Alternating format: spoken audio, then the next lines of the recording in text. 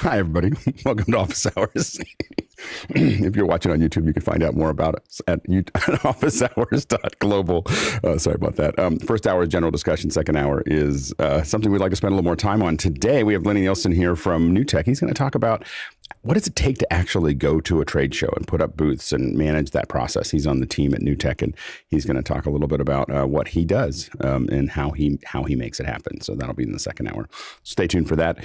And now we're going to go ahead and jump into the questions. And our reader is Mitchell Hill. Take it away, Mitch. Yes, I am. Thank you. Appreciate that, Alex. Sam Greenwood is here from Toronto.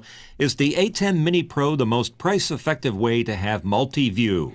Is it possible to do it for less with a regular ATEM Mini? I don't need the live streaming features. Go ahead, Guy. Well, if you just want multi-view, I wouldn't use an ATEM at all. I'd use just something else. And it depends on if it's going to be SDI or if you want true 4K. So, there's cheap $200 ones on Amazon that you can pick up that'll give you that quad, but you'll be able to see HD resolution for, less money. So it just depends on if you want something that's broadcasty, like a decimator, or you got proper VU meters and things like that. So there's a lot of it depends here. So it just depends on if you want a 3-up, a 2-up, and if you want it HD or if you want it 4K. Yeah, and if you want something like a 4-up, I have a little mono price. It costs me like $250, and it lets me see all four, but I can also select any one of them to jump to them as well. And so it's a relatively straightforward solution. Let's go to the next question. And it's from TJ Asher in Minneapolis, Minnesota. Recommend a 1-foot, 30-centimeter USB-A to Apple Lightning cable for me. This is for my car and needs to be robust. Go ahead, Bill. This is a rat's nest out there because so many people want to get in on this, and I think every manufacturer in the Pacific Rim is turning these things out. For me, I'd stick with names that I've come to know and trust, and if I'm not using an Apple, I usually use Anchor. And I also look very carefully at the intersection between the actual connector and the cable itself, because that's a point of failure. And if even a robust cable that's well strain relieved, and the new ones that are coming out in Kevlar and things like that, if that connection to the plug isn't solid and robust, that's where you're going to get trouble. Go ahead, Chris. TJ, I would get the, they sell them at Lowe's sometimes. DeWalt makes an absolutely bomb-proof cable for this. They're great. I have one in my truck. I never thought of DeWalt as a lightning. You wouldn't. Of course you wouldn't. But they build them for, gorillas on totally makes sense. Job sites. DeWalt does make a lot of things. They just think of everything that you would need as a job site, and one of those things will be charging your phone. You know what I think they do? I own an unruly amount of yellow tools. I think that they have designers or buyers that search the globe for products and say, and they walk in and they go, "Can you make that in yellow?" And they'll just slap a DeWalt logo on it and sell it. I mean, it's uncanny the amount of stuff they sell. There's another construction company. I don't know if I can say who it is, but what they do is they send people to construction sites and they just look at what people use. It's not DeWalt; it's a competitor to DeWalt, but they literally just watch what people are using and they just think about is enough overlap with what we do that we could build that and then sell it to that market. How come you won't say who it is? Can you tell us what color it is? Because that'll tell us. I'm not going to say what color it is. So anyway, it's Milwaukee. They're very secretive about their research. All right, next. It's not Milwaukee. Next question from Douglas Carmichael. For someone not producing paid content for others yet, would it make more financial sense to purchase an ATEM Mini Pro and upgrade to a Constellation 4K later, or start with a 1 or 2 ME Constellation HD and invest in the SDI infrastructure now? Go ahead, Mitchell. I'd say stay with the Mini. Stay in the HDMI world when you're starting out. The minute you start dealing with SDI, you're restricting you're not restricting, but it requires a much higher end equipment to be plugged into it. And if you're converting, then it's very expensive after a while when you've converted 20 inputs to SDI from HDMI or whatever else might be out there. Go ahead, Guy. Yeah, again, it depends on what kind of shows you want to do. If you want to do like musical performances, look at what other people in your area are doing. Are they using Ross Carbonites, or are they using vMix, or are they using ATEM? So I would learn what other people are using in that same arena. So the ATEM Mini is a great way to get started. It's kind of painless at $295. Again, I would look at vMix because I see a lot of people doing shows in the real world with vMix, and I would also be looking at NDI and learning that solution as well. So, and I'm a Blackmagic dealer, and I'm telling you what I see out there. So, I mean, it's a mix of both. It's good to learn everything that you can, so that if you get into a certain situation, you'll be able to get out of it by having a variety of knowledge and tools. Go ahead, Chris. I wouldn't buy anything until I absolutely had to. I think too many businesses spend too much money up front, and I call it the hanging a shingle syndrome. So it's like, if I buy a storefront and I buy a nice counter and I get a cash register and I get some racks and I hang some clothes on it, and then I go out front and I hang a shingle that says Chris's Clothes, please come, grand opening. In this business, it is a surefire way to go out of business. There's too many ways that you can rent gear. There's too many ways that you can hire contractors that have some of the gear with you and say, hey, bring that gear. We need it to do this job.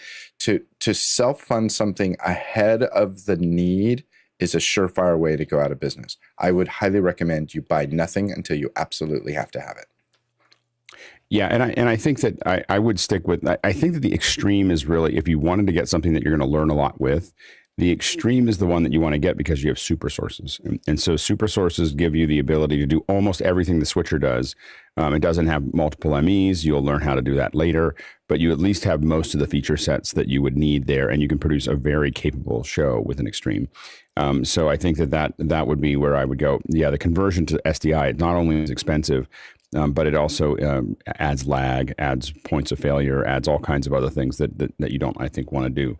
So I would definitely look at the extreme. I think that the Mini is great, but the extreme gives you just a lot more feature sets. That means that when you switch up to HD, if you ever do, then nothing changes. You just have more MEs to work with. Next question. I've got a question. Thursday saw the premiere of the new Star Trek series, Strange New Worlds. It featured a wonderful new combination of CGI and stylized art, perhaps a new direction in special effects. I didn't see it. It's on Paramount. What they should do is put that. They should make the premieres, on everything, just so people could actually see what happened on YouTube or something, just so that we can see it. Because I don't have any draw to it because I'm not subscribing anymore to any more services. So it was great. I saw the trailer after you asked that question, and I was impressed. It looked like a fun show. Was it a fun show? It's different than any other Star Trek show I've seen, and I felt like after I saw it, finally they've gotten back to their roots, because it's reminiscent of the original series.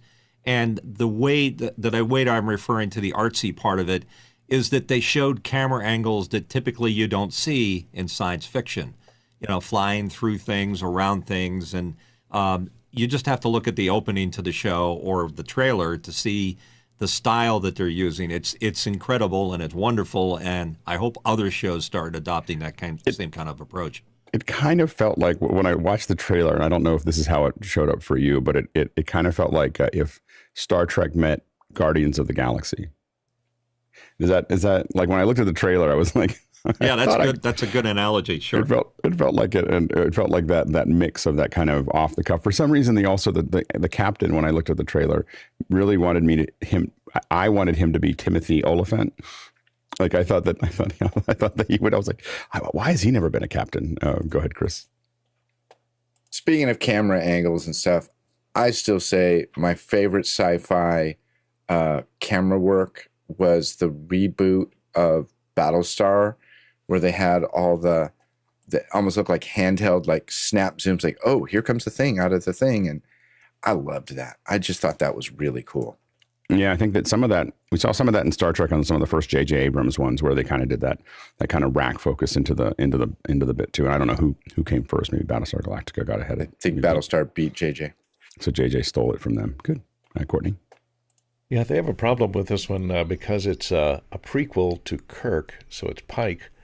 And so they're supposed to be on the Enterprise, And the problem is they had to rebuild the bridge and make it look modern, but make it look like the 1960s quality of props that were there. So a lot of going in a lot of different directions. Miles away in the terms of displays instead of just flashing lights and things, So they had to update it without it looking too modern.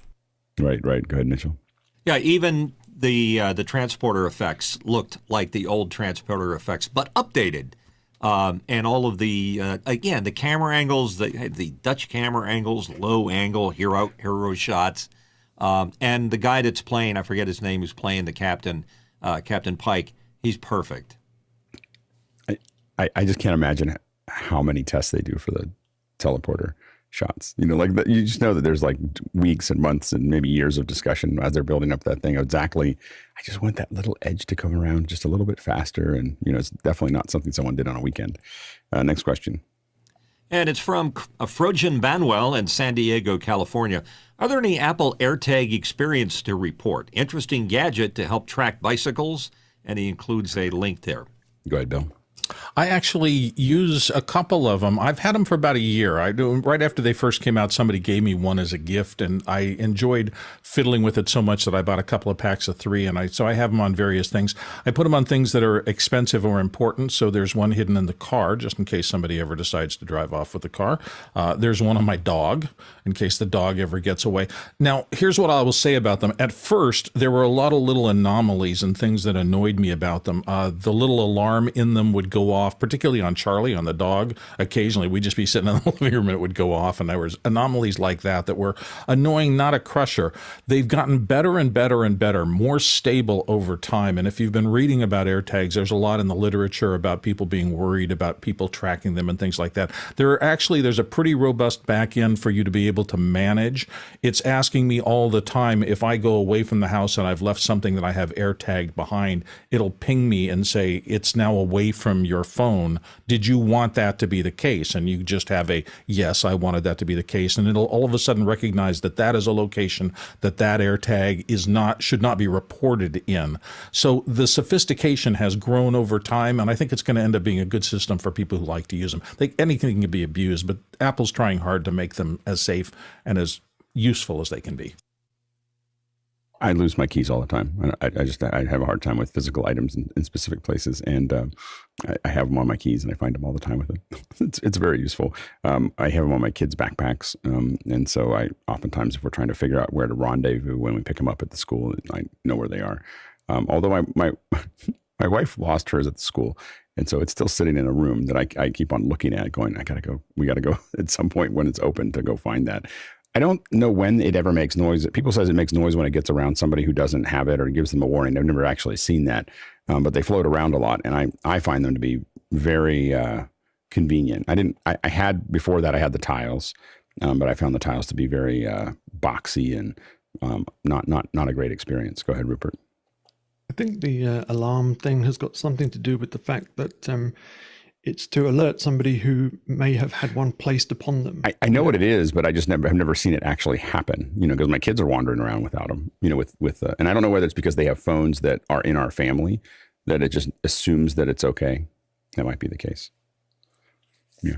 It's an interesting thing though. They're great. I like them a lot. It's funny. They update at different times. So when my kids were in Tahoe with their mom, you see them kind of run around like little groups. Like it's like the one goes over and then the other ones follow over, and it's you're trying to figure out when they're going to leave, come back home. Next question. Douglas Carmichael, if I'm building my personal studio around an ATEM Constellation HD with Teranex Mini HDMI-to-SDI converters, would it be best to use a proper SDI camera on a tripod, or would an HDMI monitor top camera like the Huddlecam HD suffice? As much as you can, if you go SDI, I would go SDI all the way. You do not want lots of converters for HDMI. You should convert your HDMI potentially, if you have a 6K or 4K or something like that. But outside of that, I wouldn't start using lots of cameras with HDMI if I didn't have to. If I was, if you're going to stick with HDMI, if you're going to have HDMI cameras, I'd have an HDMI switcher. It's just you have lots of points of failure. And for our producers, we are cutting through the questions at record speed, so you may want to throw some more in, or we'll we'll have to start answering in much more detail. Next question. David Barton from Memphis, Tennessee, looking at replacing my tile trackers with AirTags. The problem is that the AirTags are an awkward form factor. Should I wait for AirTags version 2? Go ahead, Bill. I don't think they're going to get tremendously smaller, only because the battery, which is it's kind of like one of those big flat watch batteries. You're supposed to change them about every year, and I think to get them significantly smaller than that AirTag form factor now, they're going to have to switch to a different button battery, and I don't know the power consumption thing of this. I mean, it rests most of the time, but it needs to last at least that long. I'm about at a year on mine, and I'm starting to think, I wonder when I'm going to have to pry them all, open them, and change them. So I don't know if they have new battery technology that'll extend the useful life for longer than that year, but I think that's going to be a factor, keeping them relatively large for a long time.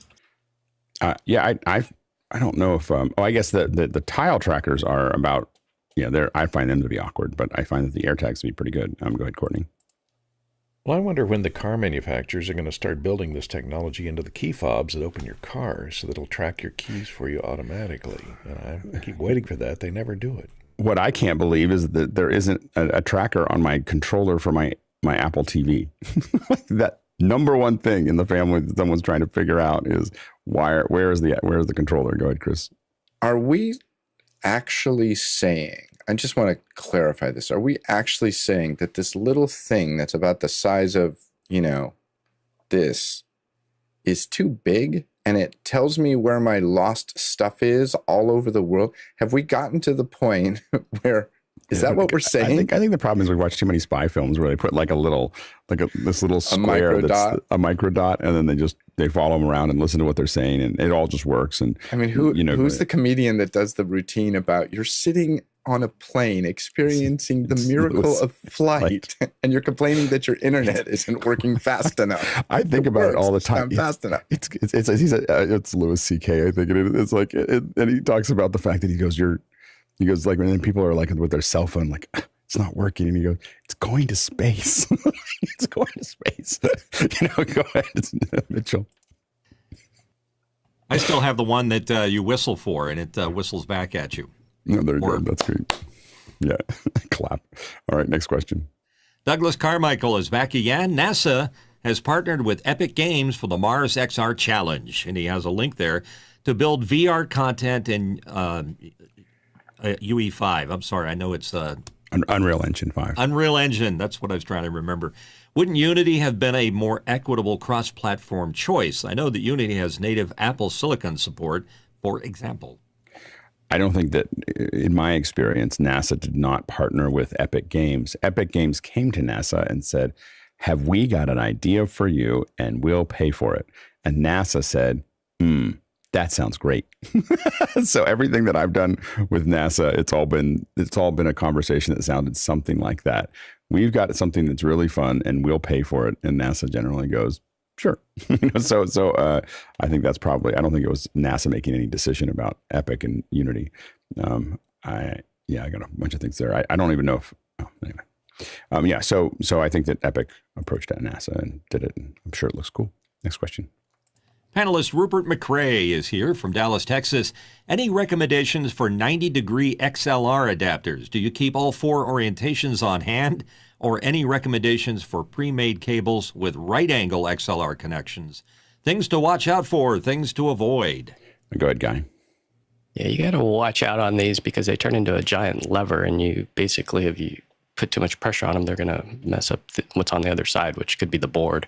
So you got to be super careful. I like the low-profile ones by Cable Techniques, I believe it is, and I think we also sell some ones by I'm blanking out the name, but there's another model that we put on in the sound devices bags that we sell. That way that they don't rub and accidentally bend. So I'd be taking a look at some of the Cable Techniques, and remote audio is the other one. Good, Courtney. Mickey's about ready to go ahead. Yeah, right angle connectors are always kind of a problem because they're kind of bulky and they can get in the way. Neutrik NC3 MRX8. I think we got some graphics for one here we can pop up. It has the ability to rotate to 7 different positions, so you don't have to buy them that are going, left, right, up, down. So you can rotate the end 7 different positions so that you can get it to come off at whatever correct angle you need it to come off, so it won't interfere with other cables. Neutrik NC3 MRX-B or -S. That's for great. black or silver.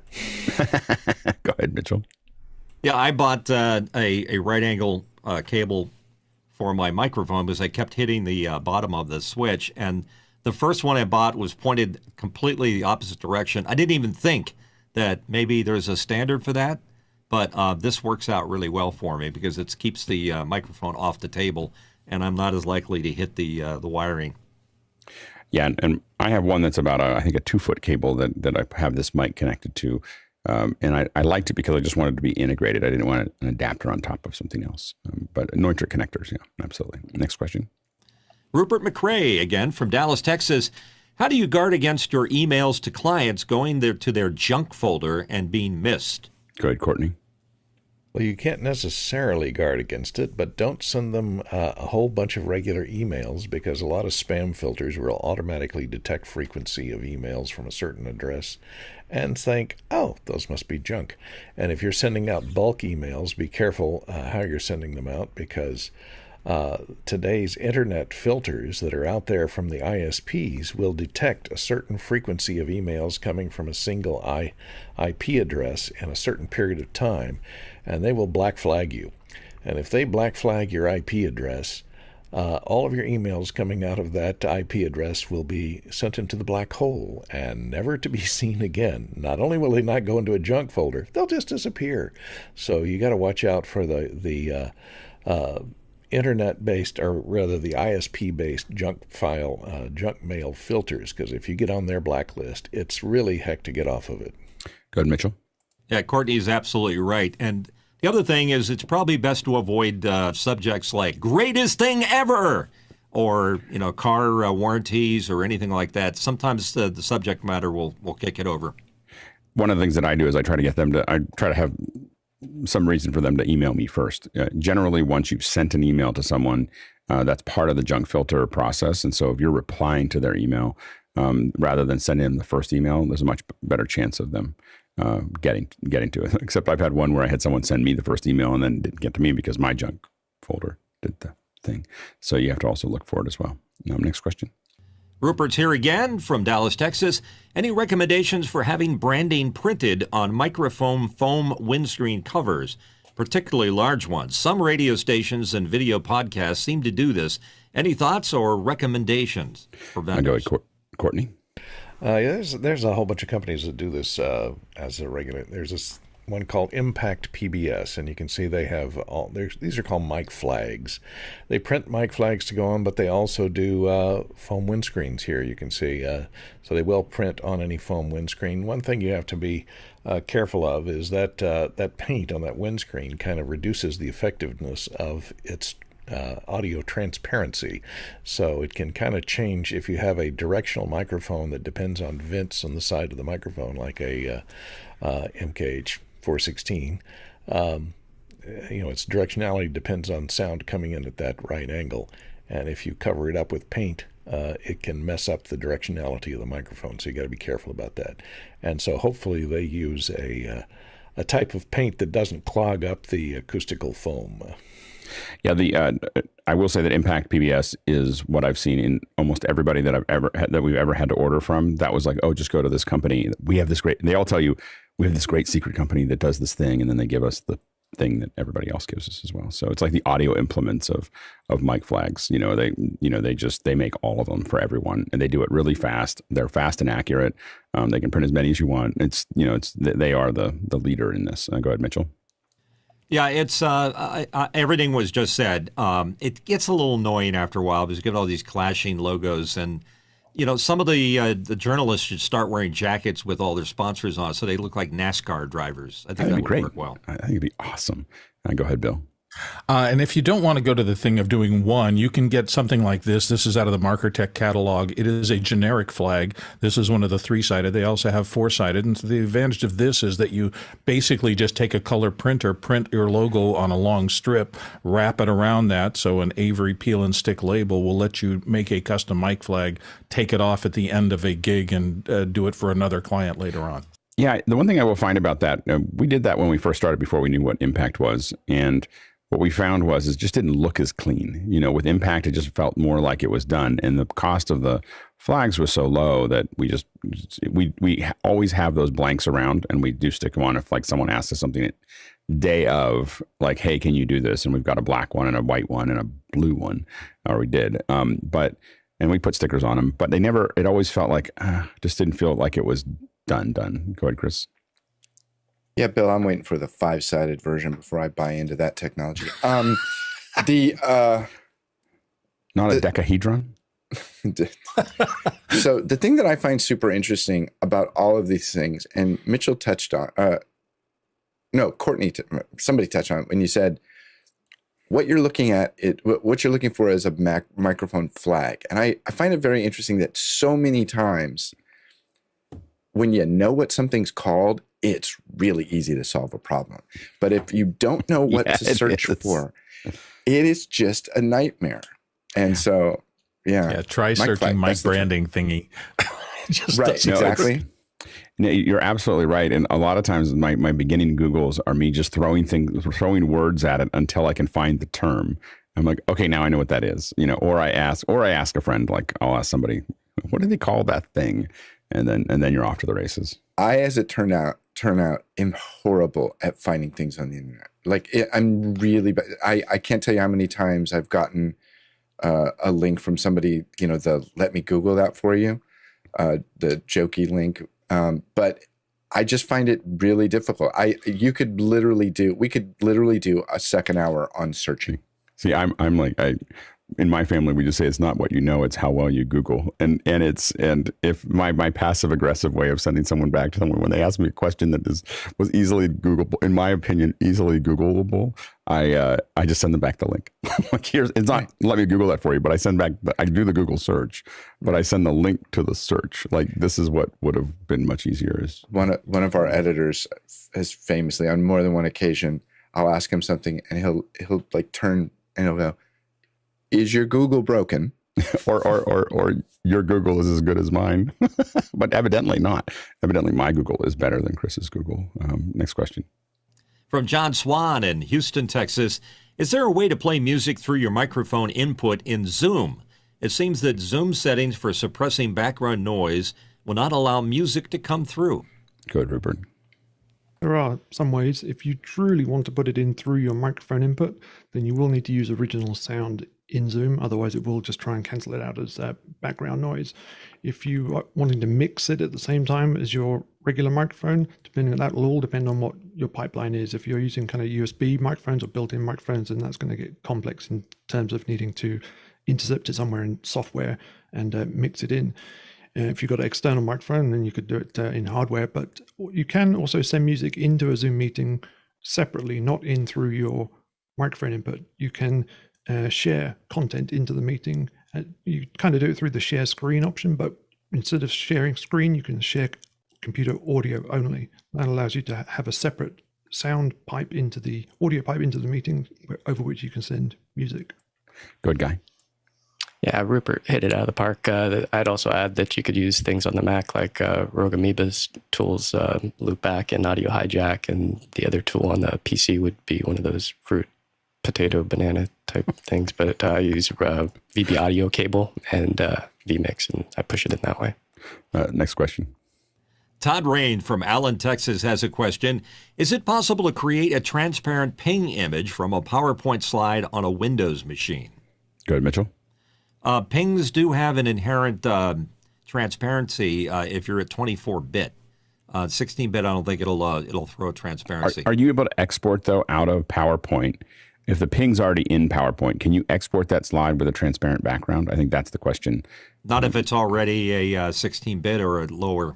No, but let's say it's a 24-bit ping. It's got an alpha channel. It's sitting inside of inside of PowerPoint, can you export that slide out? Can you set transparency in PowerPoint so that the background go to Rupert? Yeah, you sure can. Even if it doesn't have an alpha to begin with, you can set your background color. So if you, I would do it. I just start off with a shape, the size I want it, and then right click it, go to the color properties, and you set your background color to whatever it happens to be, and then export that as a PNG, and it will keep the transparency. So it will treat that background as background. Yep, I do it all the time. Yep. Excellent, Courtney. I always thought it had to be a 32-bit image to have a transparent background, but not to include a background color or an alpha channel. But maybe I'm confused. I don't know. It has to be a ping that has transparency. In my world, I don't use pings very often, so I'm always like, okay, go ahead, Bill. The problem is, tongue firmly in cheek, if the whole ping is transparent, it's almost impossible to tell whether it's on or not. So it's got something in there. Go ahead, Chris. I think the issue is more of the question is, can Windows export, can PowerPoint on Windows export a file with transparency? And I think Rupert says yes. Absolutely, I do it all the time. But Mitchell, to you, if you put a PNG with transparency into a device that can't export the alpha channel, you're going to lose that alpha information. So if you put a PNG with transparency, say, and I'm only going to speak about what I know about Keynote, if you don't set your background to none, you're not going to get the transparency. Even though the PNG has 32 bits, even though the PNG has an embedded alpha, if you export, if your device is not set to export with transparency, you're going to lose that alpha information. Next question. And it's John Wallace from Pontiac, Michigan. I'm looking to build an office hours 2.0 machine, and I'm wondering if we have a documented as build for us who might need a paint by numbers version of the build. Yeah, go ahead, John. Yeah, I've got one. I've placed the bill of materials inside of what's that category in Discord called? Show your setup. But I can send it to you. Hit me up in Discord. I'll send you my list. Next question. Alex Olegnowitz from Toronto, having lots of supply chains issues for Unifi APs. Any suggestions for solid Wi-Fi? We need around 60 APs. The two that I've seen the most, all I can say is that the two that I've seen the most are Meraki or some version of a Cisco or Ruckus.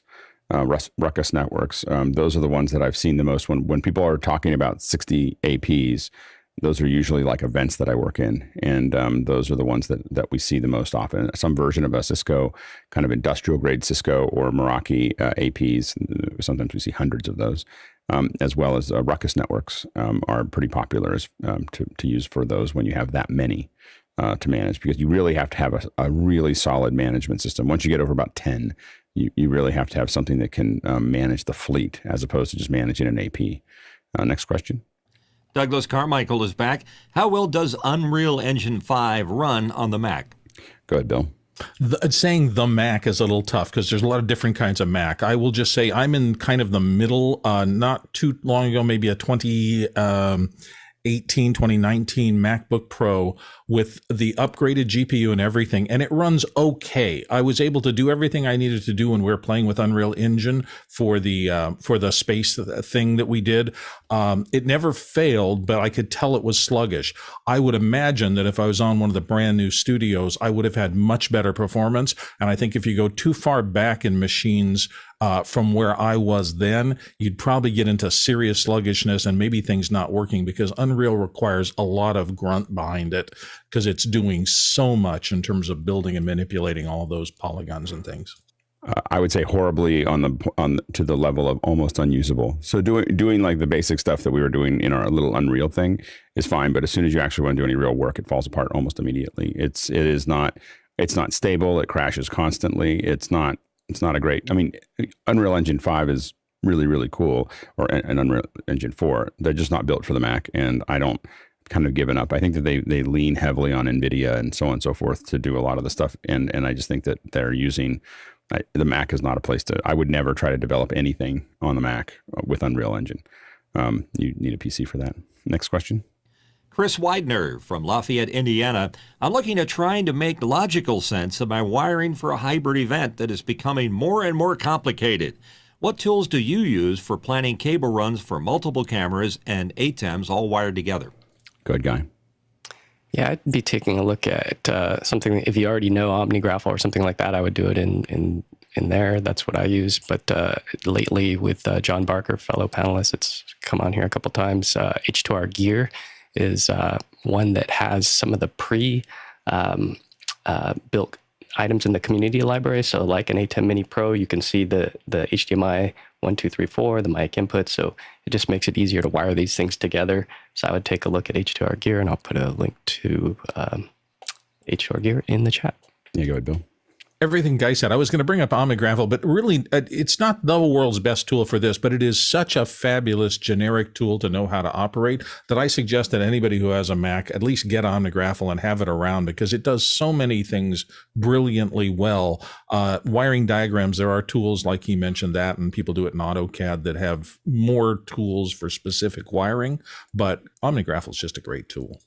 Yeah, we see at an industrial grade, when we're going to submit something to someone, we're going to have somebody do it in AutoCAD. I've been using OmniGraffle for so long that it's just part of my thought process. So I use that for everything else. And then if I was getting started, I would absolutely use H2R Gear. So I would if I didn't already have second sense of how to do everything that I do, I probably use HDR Gear, because I think I played with it a bit.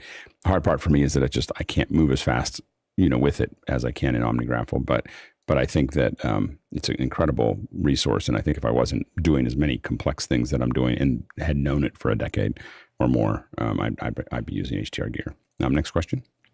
And it's from Chris Widener in Lafayette, Indiana.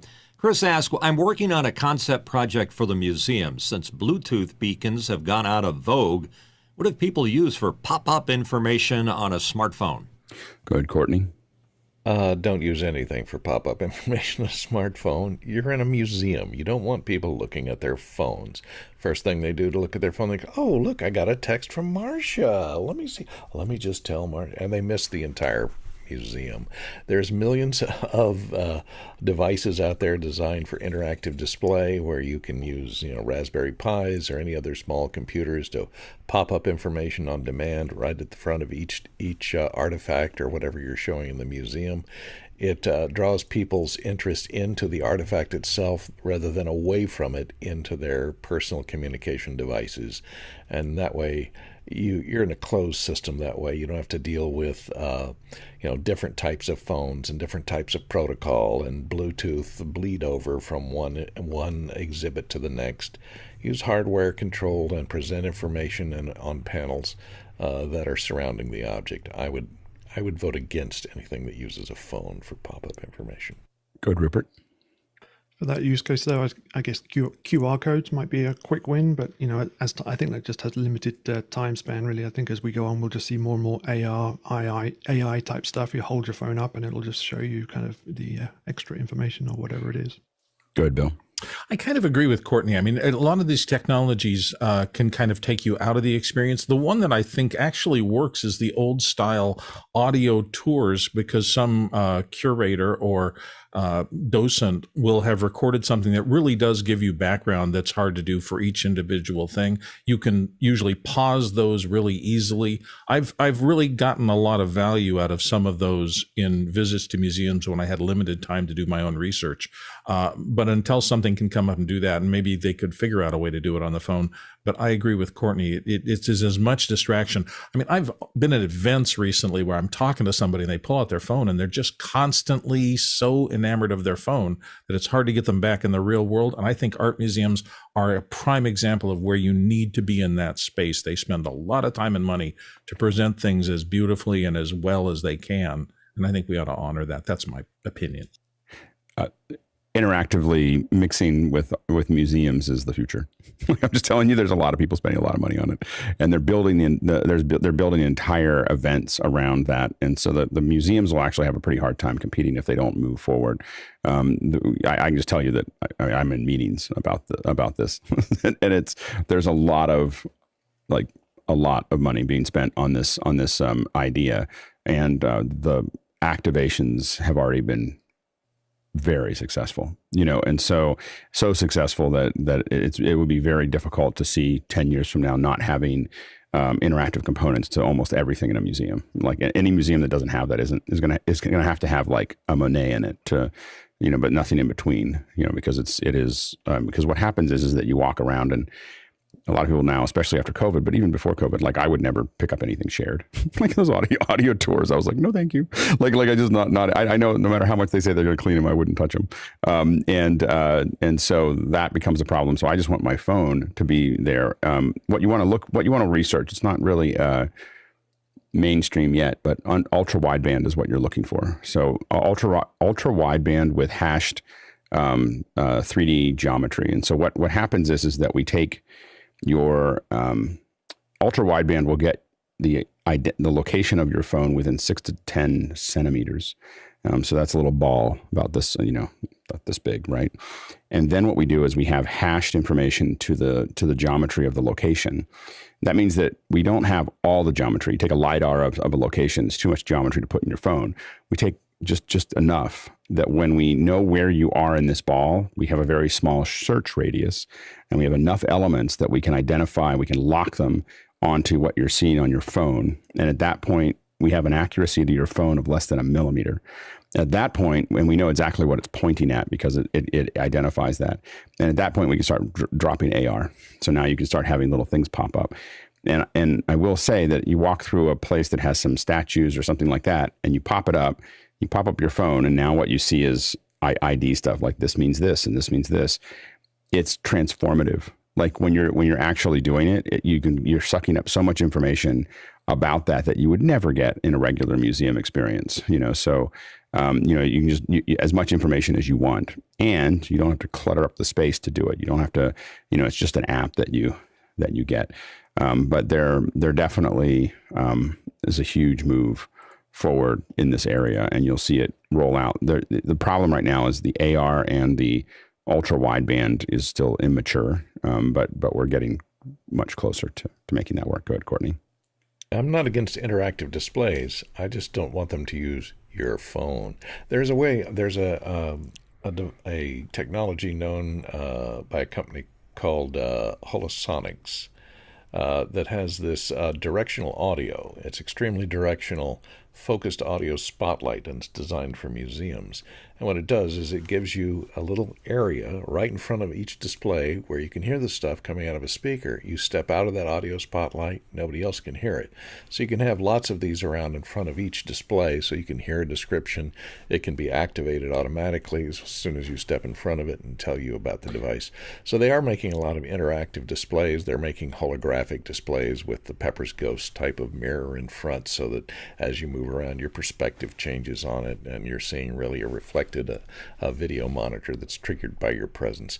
But I'd stay away from using it. The reason that a lot of people look at using the phone is because the phones are a lot more powerful than almost anything they can install. They are going to constantly most of them be constantly upgraded, and the you don't have to clutter up, and the cost of execution is the software. So you do have to make sure it works on a couple things, basically an iPhone and then a couple Android devices. Discriminatory. Oh yeah. No, and they do. Yeah, like a $1,300 iPhone with the LiDAR. No, or Samsung. But a lot of folks are kind of ignoring everything else. Like it's an iPhone and Samsung. They make sure it works on that, and everybody else is lucky.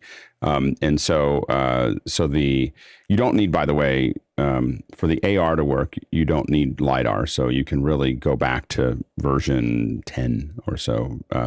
And still, all you have to do is move your phone back and forth, and it'll use the parallax to figure out where it is. So those aren't as the LiDAR is necessary to capture things, and it does absolutely speed things up, but it's not necessary for them to figure it out anymore. Next question. And it's from Ash Yadav from New York City. Is there a recommended gig kit for a 3-person band? Guitar, keyboard, drums, plus Logic as a DAW. Would prefer something that can fit into a small car. It'd be really good to have like just a box, a band in a box. I've never seen that, but I think it'd be excellent. Go ahead, Jeffrey. So the smallest you can get is what's called PA on a stick, which is basically 2 powered speakers and then, of course, a mixer. We use my band uses a QSC system, so I have the QSC Touch Mix. If you want to plug your DAW into that, you'd need to get the Touch Mix 30 as opposed to the 8 or the 16. 8 would work for the band you're doing, but you wouldn't be able to do the DAW. You'd be able to record, but then you'd have to convert it to get it as a DAW, and it's kind of confusing. And then, of course, the speakers, they all work together in the QSC system. But the Behringer is probably what I would get at this point. Start looking at that. That's all going to fit into a car. And even with a sub, if you have like a CUV type vehicle, you can get, we put 2 subs and 2 tops plus instruments. You can't put the whole band in the car, but one person can travel with that. Go ahead, Chris. Can't hear you. Sorry, yeah, there's a car alarm outside my window if you want to just get off me. There's a couple of things. One, if you're just talking about the mixer, I like the little Behringer things. They look like a stage box. It's the size of a lunch box. You plug everything into it. You drive it from an iPad. Kind of cool. Sure. No. There's a couple of companies that make, now if you're talking about the PA, there's a couple of companies that make these, they're almost magic looking. I'm going to show you this here real quick. It's like a box with a stick on it. And you see them a lot in like fancy bars on vacation or whatever. And it has a bunch of small speakers in it that radiate quite well. If you don't have to be super loud, they're very small. They break down. So I think they break down. I probably shouldn't be talking. Who let me in? But they're small and they're designed to travel with. But those little Behringer X18, 16 elemental Ps, whatever, super cool, very, very useful. Yeah, Bill, real quick. If you want to get some other ideas, there is a whole sub-industry of traveling musicians. They go into the word buskers, and YouTube is full of them. And I just sometimes watch the equipment and think, what do they roll into place so they can perform in public with a minimum footprint because they don't have a physical location? So just do some research there. That might be fun. Next question. Next question is coming to us from Josh Kaufman in Pittsburgh, PA. The $99 NDI monitor for Apple TV boasts ATEM-friendly HDMI conversion of an NDI feed. How is the performance using Ethernet? What is the minimum recommended model to use the 1080p feeds? Any caveats such as sync issues or NIC bandwidth restrictions? Go ahead, Guy. Yeah, I haven't had any issues with any kind of bandwidth. I am using the more modern 4K. The 2 versions that we have here in our home is the latest and the previous, and I've used Sienna monitor on both those, and it works fine. You might also want to look at the Bird Dog Plays. Go ahead. Is the $99 NDI monitor the same as Sienna? Yeah, it is the same app. Okay. The cool thing about it is that you can log in via a web browser and you can select your sources from the web browser. So if you have your Apple TV hanging somewhere, or if it's somebody else's, you can tap into it on the network. But yeah, you definitely you can't run it on Wi-Fi and have it not skip. So you definitely need a hardwire if you want to use NDI with the Apple TV. Makes sense. Next question. And a question comes to us from Scott Goff in Jackson, Tennessee. What are the most important resources, hardware, software, people, processes, etc., you need to start a successful community on Discord? I think the first thing I would do is join a bunch of Discords of things that you might be interested in and see how they're managing them. They're all different. Like people have just an entirely different structure than, like, we have a very specific way we do it.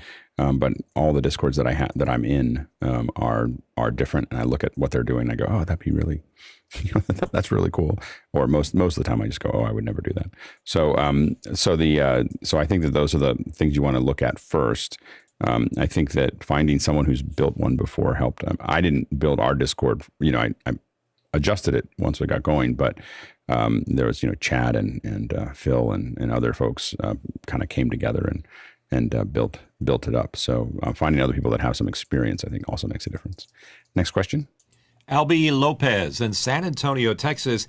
Has anyone used the Samson Q9U microphone? Looking for some dynamic microphones that are USB and XLR, or looking for alternatives? Thank you. Yeah, the ones that I'm the most happy with right now are the MV7s. I mean, those are the ones that we kind of recommend to a lot of folks when it comes to this. When you're looking for something that has USB but also has XLR if you grow into it, Shure MV7, I think, is the kind of the best solution at the moment of audio quality as well as flexibility. Next question. And it comes to us from Jonas Dottel in Stuttgart, Germany. Does someone know what the dip switches on the Canon CN300 do? Can't find anything in the manual. I'm trying to figure out if you're talking about the lens. Let's see. I'm not certain that if you're talking about the lens or if it's a 30 to 300. If that's what you're trying to solve. Usually the dip switches have to do with how they're handling. If you have a servo on them, it's how they're handling the information coming in. Go ahead, Chris. I think dip switches are made to be switched, so I'd start poking around with them. Probably can't hurt anything. Yeah, go ahead, Bill. I couldn't find a reference to a CN300 either, but I will say that I forgot my comment, so never mind. Yeah, so I again, generally, yeah, go ahead, Guy. Oh, that's one of the newer Canon PTZ cameras, and typically on a PTZ camera, those are going to be for switching to 720p, 1080p. I think that's also a 4K camera, and then it'll usually be for something like DHCP or static IP, or there's lots of little things. But yeah, it may be a different manual that might not be available to the public, but I'm sure if you ask whoever sold it to you, that they can get a hold of somebody on the engineering side that can get you that manual. Yeah, yeah, it's great branding when you have a lens. Canon makes a lens that is a CN 30 to 300. So I think a bunch of us, I couldn't figure out what it actually was. Go ahead, Courtney. Yeah, I was going to mention that. It's probably the CR-N300, which is the PTZ camera. It probably has to do with settings for its output format or its Ethernet communication. Yeah, that makes more sense. Go ahead, Bill. Much of what Courtney said, there is often a user manual and an engineering manual for some of these products. If you can get a hold of the engineering manual, there's a lot more technical detail. All right, next question. Rupert McCrae from Dallas, Texas. When is it necessary to troubleshoot microphones' bias voltage, and what are your tools and techniques? I have not. I don't think I've ever tested my microphone's bias volt. Go ahead, Bill. The bias voltage is a small current applied to, I believe it's electret condensers to charge the plate so that it works. And even really inexpensive microphones work on this technology. It's very small, usually like 5 volts. And I think there's only a couple of choices there. I've never heard anybody adjusting the bias voltage. Maybe that's something that high-end microphone folks do if they've got some crazy old ribbon or something like that requires that. But in modern use, every time I've seen bias voltage required, it's either a switch on or off, and it's usually something like 5 volts. Yeah, go ahead, Courtney.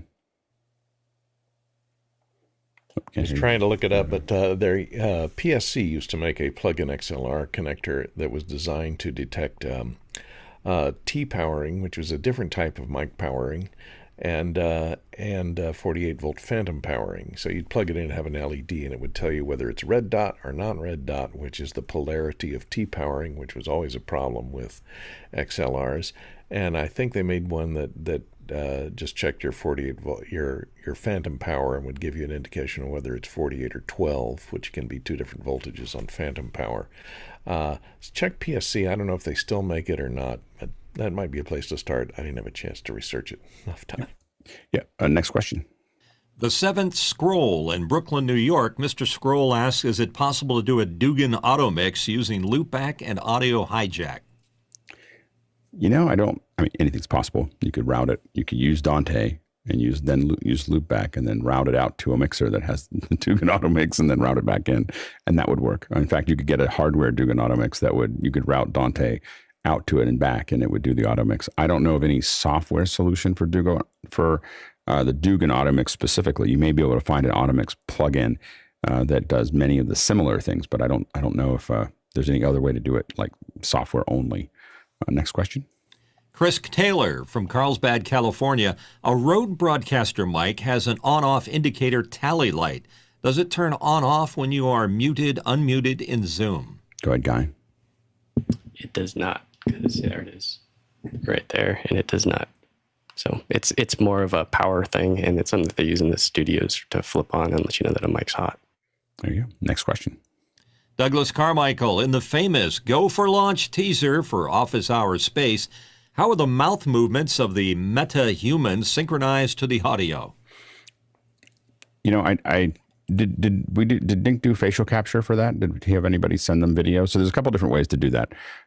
One is that you can actually do facial capture, and literally the facial capture at this point can be your phone.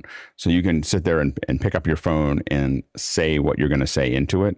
And there's a lot of face tracking tools that will take that video footage and convert it. One of the things that we found, Nick and I played with this a little bit, is that it is better to capture high frame rate than high resolution. It doesn't get much better if you're going over 1080p. But if you can take 240 frames a second, what happens is that there's lots of little anomalies. So if you think about the curve, the velocity of a specific thing, it may have these little idiot, didn't read it perfectly. But if I'm only sampling here, here, here, so if this is 240 frames a second, I can build a smoother version of that that is actually more accurate by smoothing out all that information on the 240 frame per second version, which might be 8 samples for every sample that I need. So that oversampling allows you to get a better movement. I don't know whether Nick did that or not. The other way to do it is by hand. There's a couple different things we've done. One is we mock it up where you have somebody literally listen to the audio and do it into their phone again, and then track that. And so then it'll get closer. Or you can just sit there and basically you have a bunch of phonemes that are in there, and you can animate from one to the other to make that work. Next question. Douglas Carmichael, what processing tools other than EQ and compression have you found useful for aiding in speech intelligibility? Good, Chris. I got to tell you, I tweeted about this the other day. I'm thoroughly impressed. In the latest version of Final Cut, they have added under the audio inspector this little thing called voice isolation. And I've used, the RX stuff and whatever that company's called, Isotope. I've used all those things. This one is really good. It's got one slider. Do it, Typical do it Apple. more. No, I'm serious though. Yeah. They put a lot of work into this thing. And nowadays, with so much of the footage that I'm getting is, self-shot, iPhone stuff in the backyard. And it's just like, boop, boop, yep, it's better. Move on. It's so fast, and it's absolutely incredible. It's great. Go ahead, Bill. Yeah, these tools are getting better and better all the time. I will just note that the original recording microphone and chain's always going to have a pretty big effect on what you're processing in the back end. So you have to get above a decent level of recordability of that signal before you process the signal. Now, that doesn't mean you have to buy a $2,000 condenser large diaphragm mic to get good results. You can do that with much simpler equipment. But if the performance you're starting with is garbled, slurred, whatever, no matter how much processing you add to it, you're not going to be able to recover something that's not there. You can help boost something that's low, but if it's truly not there, you're going to have problems. Or if there's splashes, teas, pops, everything all over it, it's going to be a nightmare to record it no matter what processing, or to fix it no matter what processing you have on the back end. Okay, go ahead, Mitchell. Yeah, most all these tools are going to use compression and EQ. They may market it under some name. I know Isotope calls them Nectar, and they have these funky names that do things to the sound. Way back when, a company called Orange County had a thing called a vocal stressor, and essentially all it did was it was a sidechain affected EQ and compression that spotlighted the 2K to 3K, maybe 4K voice range. That's, the way you hear people. Primarily, that's the area that your brain focuses on for intelligibility. So if you emphasize those frequency ranges and you give it proper loudness, you're going to be able to understand them better. Next question. Next question comes in from Paul Valhus in Austin, Texas. I'm watching a show on a Portal TV, and the audio and video are way out of sync. I'm pretty sure it's on my end, but just wanted to check. Good, John. I just turned mine on back here, Paul. Mine's in sync. Yes, it's on your end. Yeah, so So that there can be a lot of processing. Is a Portal TV a standalone, or is it a software? Is it software? I don't know anything about Portal TV. The Portal is the Facebook thing that you could buy and get 720p because it uses the Zoom Room stuff. Right. Yeah, it's a little standalone thing. They make a bunch of. I don't know why I didn't know that. I actually know a lot about it. You know it. You just chose to forget. I didn't know it. I just didn't know it in the context. If someone said a Facebook Portal TV, I'd go, oh yeah. I've never thought of it as a TV. I've just always thought of it as the Portal, which I have right over here. So there's a guy up in Seattle. His name is Guy Cochran, and he is an expert in all things Portal. Oh, stories I could tell. Anyway, next question. And the next one comes from Douglas Carmichael. If you were purchasing a small camper van to travel to events like the Office Hours Space and similar productions and out-of-the-way places, what brand would you choose? Would a Mercedes Sprinter four-wheel drive be a solid base for this use case? Go ahead, Rupert. The Sprinter is certainly real good, but the Ford Transit is pretty strong in this space. Also, it's been out in North America for quite a while, but it's been in other regions for far longer. It's got this great following of all kinds of factory options, aftermarket stuff, huge range of options out there, and it did release four-wheel drive, I think, in North America in the last few years. So there's that option. You can get them lifted. You get all kinds of stuff. So there's plenty out there for the Ford Transit. Yeah, Chris, real quick. You will find that the ProMaster, although not four-wheel drive, is wider at the center line, so you could put a queen-size bed lengthwise. Ask me why I know that. Go ahead, Bill, real quick. Whatever RV you can take a pressure washer inside to get the dust out, that is going to be the single most important thing that you can possibly do, because it was incredibly messy out there. I would say that I had two Ford Transits with the extended height and extended length, and E-Track going down the side, and I would say that they are the best. They're the best vehicles I've ever owned. All right, now we are going to jump into our second hour, and we get to have Lennie Nelson from the VizRT Group /newtek and Lennie has been kind enough to come in and talk a little bit about what we just got out of NAB and talking about what does it take to actually do this. So this is for those who are working on questions. We can probably answer a couple questions about NDI and other things, but this is less about that and more about booths and events and trade shows and what it takes to actually produce this. Welcome, Lennie. Hi, thanks for having me. I'll be honest, a little bit of a lurker, asking a few questions here and then on office hours for the last couple of years. That's awesome. And I watch, a couple times a week when I have time. Obviously, 9 to 11 when I'm working with an international team can be busy, but I'll have it on in the background or whatever the case may be. But today, when I watched what y'all were doing at NAB, it kind of intrigued me. So I did watch it a little bit while I was on the show floor, because when you're running the booth, you don't actually have to do as much that first hour of the day, thankfully, assuming everything's running the way we expect it to. Right. But there were quite a few questions that people were asking. And I was like, well, that's pretty easy to answer if, you've done this before. And right. So, every big event, I consider a trade show or a convention or whatever it be, like any big show you do, any AV experience, any big production you want to do. There are a few words I use. We use ambitious because we try to do as much as we can. It's going to be expensive. It's going to be a little chaotic because you've got to compress everything down to a short period of time. And hopefully we're successful when we're all done. Usually when I use that's ambitious, that usually means you've stepped into something that's very hard. Like I'm like, that's ambitious. Usually means you're crazy. Yeah. Yeah, it is usually difficult.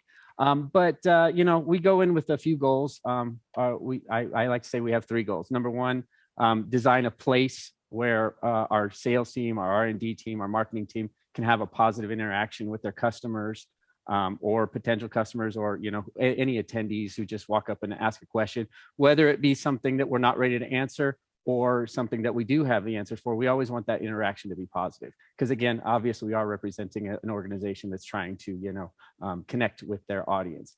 Second thing we always have to do is stay on budget. Not always the easiest thing to do when you consider that when you walk inside a trade show, the cost for everything, it's like a wedding or having a kid. Everything multiplies rapidly. And the third thing I always say is to all of our people, survive. You know, it's a long time, and it's a lot of time standing on your feet, and it's hot, and it's just difficult. And you know, get through the whole thing safe and healthy, because that can be difficult as well. And so I got a couple images I'm going to show you in a second. Yeah, absolutely. You know, I can kind of run you through a little bit of the setup process, what kind of that's like. I got some drawings, and you know, you guys were talking about omnigraphical and things like that. We use that all the time when we're prepping things. You know, while attendees may show up at a trade show for the day, maybe 2, your real warriors will be there for 3. For us, it is 6 days to set it up, generally 4 days of a show, and it's all packed up and shipped out in about 1 day. It's amazing how fast it all gets torn apart. Well, and when do you start planning? Like, what's the when do you start planning? That's actually my next my next thing here. So generally, honestly, when we finish, well, at NAB this year, for example, a lot of my references will be to NAB, because that's the one we just finished, and that's my most recent memory. We actually have to pick our space where we're going to be at the event the prior year. And based on how many years you've been at an event, you get what's called points. And that says you get to be close to the front, you know, in the more desirable places. And those points, they define who gets to choose first and how big your booth, or and also the size of your booth affects your points as well, right? Yes. It's you know, there's a formula they use, and if you scale down this year, you might not have as many points next year. It's something that pretty much every venue, every event will have their own way of doing that. But it's pretty much how big you are, how much did you spend, how much other things did you do at the event, right? And you know, so that usually gets picked this year. So we figure out where we're going to be, and then what we'll say is, okay, here's how much space we're going to use, and then we'll we'll engage with stand builders. We didn't used to do this as much when we were a smaller company, but now that we're a bigger company, we've started to actively engage with stand builders. And what we'll do is we'll have a communication with them where we say, and can you talk about what a stand builder is? Okay, those are the guys who build the walls. And well, here's an example. We talk to them. Come on. Switch. Okay. We talk to them and say, here's what we want to do. We want to have 12 demo stations, seating for 16. We want to have a theater area, things like that. And they will come up with a drawing like this, which they will then turn into a nice, pretty render. And, then we can go to the finance guys and say, this is going to cost this much. And they'll say, knock it down by 25%. And then we'll come back and, we'll get all that figured out. And over the years, you've learned to bid 25% higher and then bring it right back down to where they need. Yeah, we've learned to deal with that. So that's usually about 9 months out. And obviously we have a rolling schedule where we're dealing with a lot of these things at the same time. And as we work with different organizations, we obviously get a relationship with them. Like we have a certain group in Europe that we usually work with, a certain group in Asia we usually work with, and a different stand builder here in the United States that we usually work with. Sometimes they ship things back and forth. I'll tell you a little story about this year in just a minute. and what do you know what modeling package they use typically to build those out for you? I know this one was AutoCAD, because that's what a lot of them use. They just do that. So once we get past sort of this design phase where we're about 90% there, we may change the signage, we may change where we're going to put monitors and things like that. But the main thing to do now is to start ordering things from the event, things like electricity, internet, labor, catering. All those things are generally much, much cheaper if you can order them 2-3 months ahead of time. So once we have that big design done, my next thing is always figure out what has to go under the carpet or under the flooring, because if we mess that up, that's expensive and time consuming to fix. So here's an example of a drawing I did for, 2019 Amsterdam IBC. So as you can see, this is OmniGraffle, nothing fancy. They say, here's a grid, show me where all of the Ethernet lines go, all the power lines go, any video cables or anything like that has to run under the carpet to get from a wall, basically, because you can put anything inside of walls. and to a separate place on the booth. And do you put it under the carpet, or do you raise the carpet up with a raised, like basically like a 1 or 2 inch raised floor that will let you run things underneath it? Again, that's a budget thing. Carpet's cheap, and carpet padding is cheap and disposable. And the venue kind of prefers it because the venue sells it, whereas a raised floor, your stand builder will have to provide that for you. Right. And the important thing, like I said, is to get these positions right. That's why we put a grid on there so that everybody can see and we can measure everything. And so when the walls start going in, and if we have any separated structures or anything, that they end up in the right place. And, you know, we always run extra Cat 6, extra power. And in diverse paths. Yeah. We always make sure that, you know, power doesn't cross at the wrong angles or anything like that, you know. And, you know, your discussion about gaff tape a couple of weeks ago, this is where a lot of gaff tapes gets used. Absolutely. So after we get that drawing done, I'll do a drawing like this that says, here's what goes in every cabinet. Here's how much power we need everywhere. Here's how much, here's the equipment we need. If we're in Europe, we like how many Schuko adapters and things like that we need. This is kind of like almost an inventory to see exactly what goes in each place. And then we put that into a spreadsheet, which we then start either gathering everything that we have here at the office in our inventory, or acquiring as needed, or renting on site. So that's kind of how that works. And then lastly, we start testing everything. And if you can see here, this was like 2016, I think, us testing everything here in the studio. And there's Kiki getting all excited about it. We literally build every piece of technology that's on the booth here, make sure it's working, get every system updated, get every cable checked, everything like that. Next, let's see. Then we pack it up about 10 days out and we ship it to the venue, either on a plane or on a truck or whatever the case. And do you use a certain service for that, or do you do it yourself? We as far as the shipping, it depends. Some shows require you to use their shipping. Otherwise, we can just use Atlas, or, you know, there's a company that we use for most of the things, especially international, because they do a lot of our other shipping stuff, so we get a better deal on it. Yeah. No, we use a company called Rocket to get a lot of our stuff around. Yeah, we use one called Airways Freight and things like that. We do a lot of shipping of stuff like that. Right. All right. So that all gets shipped in, you know, about, like I said, it leaves the office here about 10 days, 12 days, whatever it is. And usually, like if we're just going to Vegas, it usually takes 2 or 3 days to get there. And then, you know, what happens next is myself or another member of the team will arrive on site first and start getting everything planned. We skipped the illustrious Marshall Yard. Oh, yeah, I don't have to deal with that. with our Jeff Kethley's done a booth for us a while back, so he knows a lot about that. He actually drove stuff from Texas to Las Vegas, and he knows, and Los Angeles and a few other places, so he knows a lot about that. Yeah. So, you know, we'll get on site about let's see, 5 or 6 days ahead of time. And like I said, that first thing we do is get that carpet, under the carpet stuff done, get the carpet down. Then the next thing is anything that has to hang.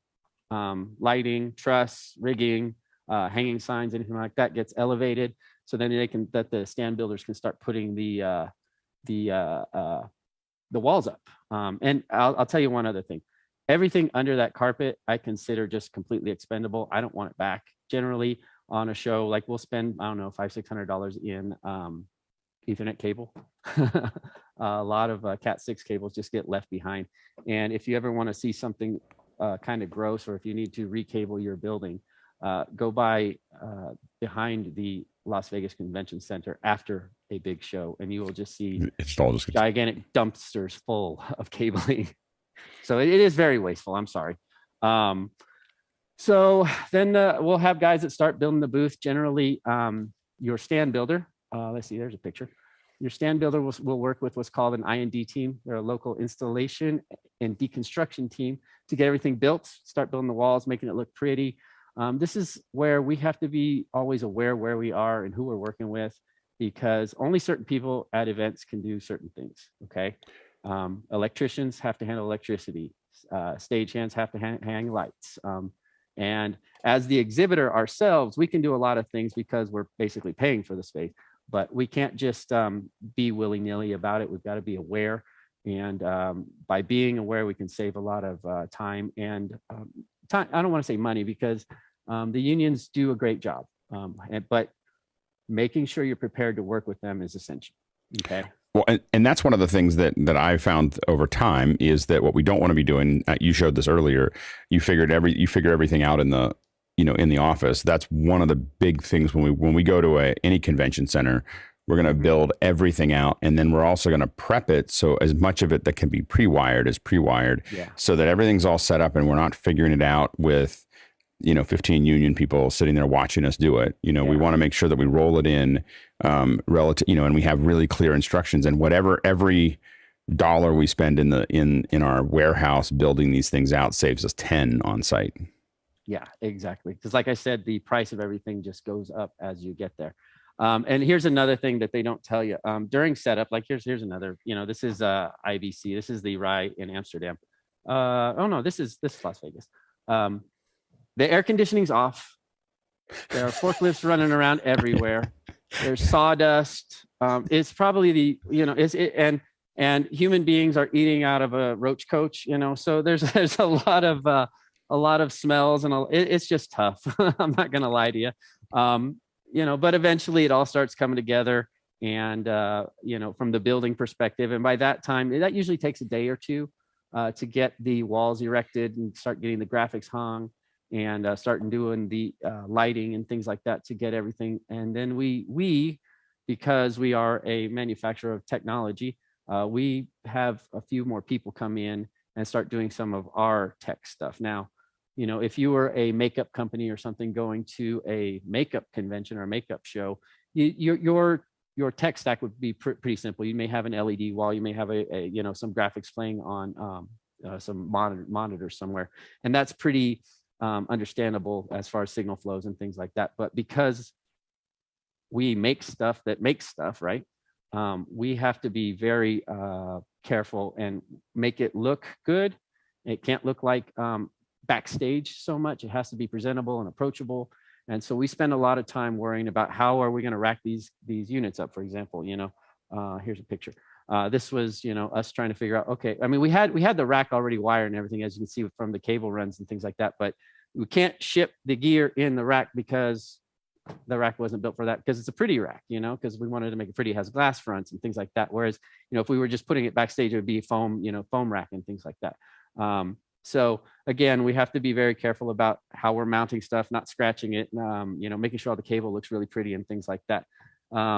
So let's see. Once then what usually happens once we start doing that, our R&D team or more of our sales support team will show up about the day before, 2 days before, and help us, just get everything running. Now, this is usually where Andrew Cross, now with Grass Valley, would walk up to us and say, I've got a new software build I want you to install.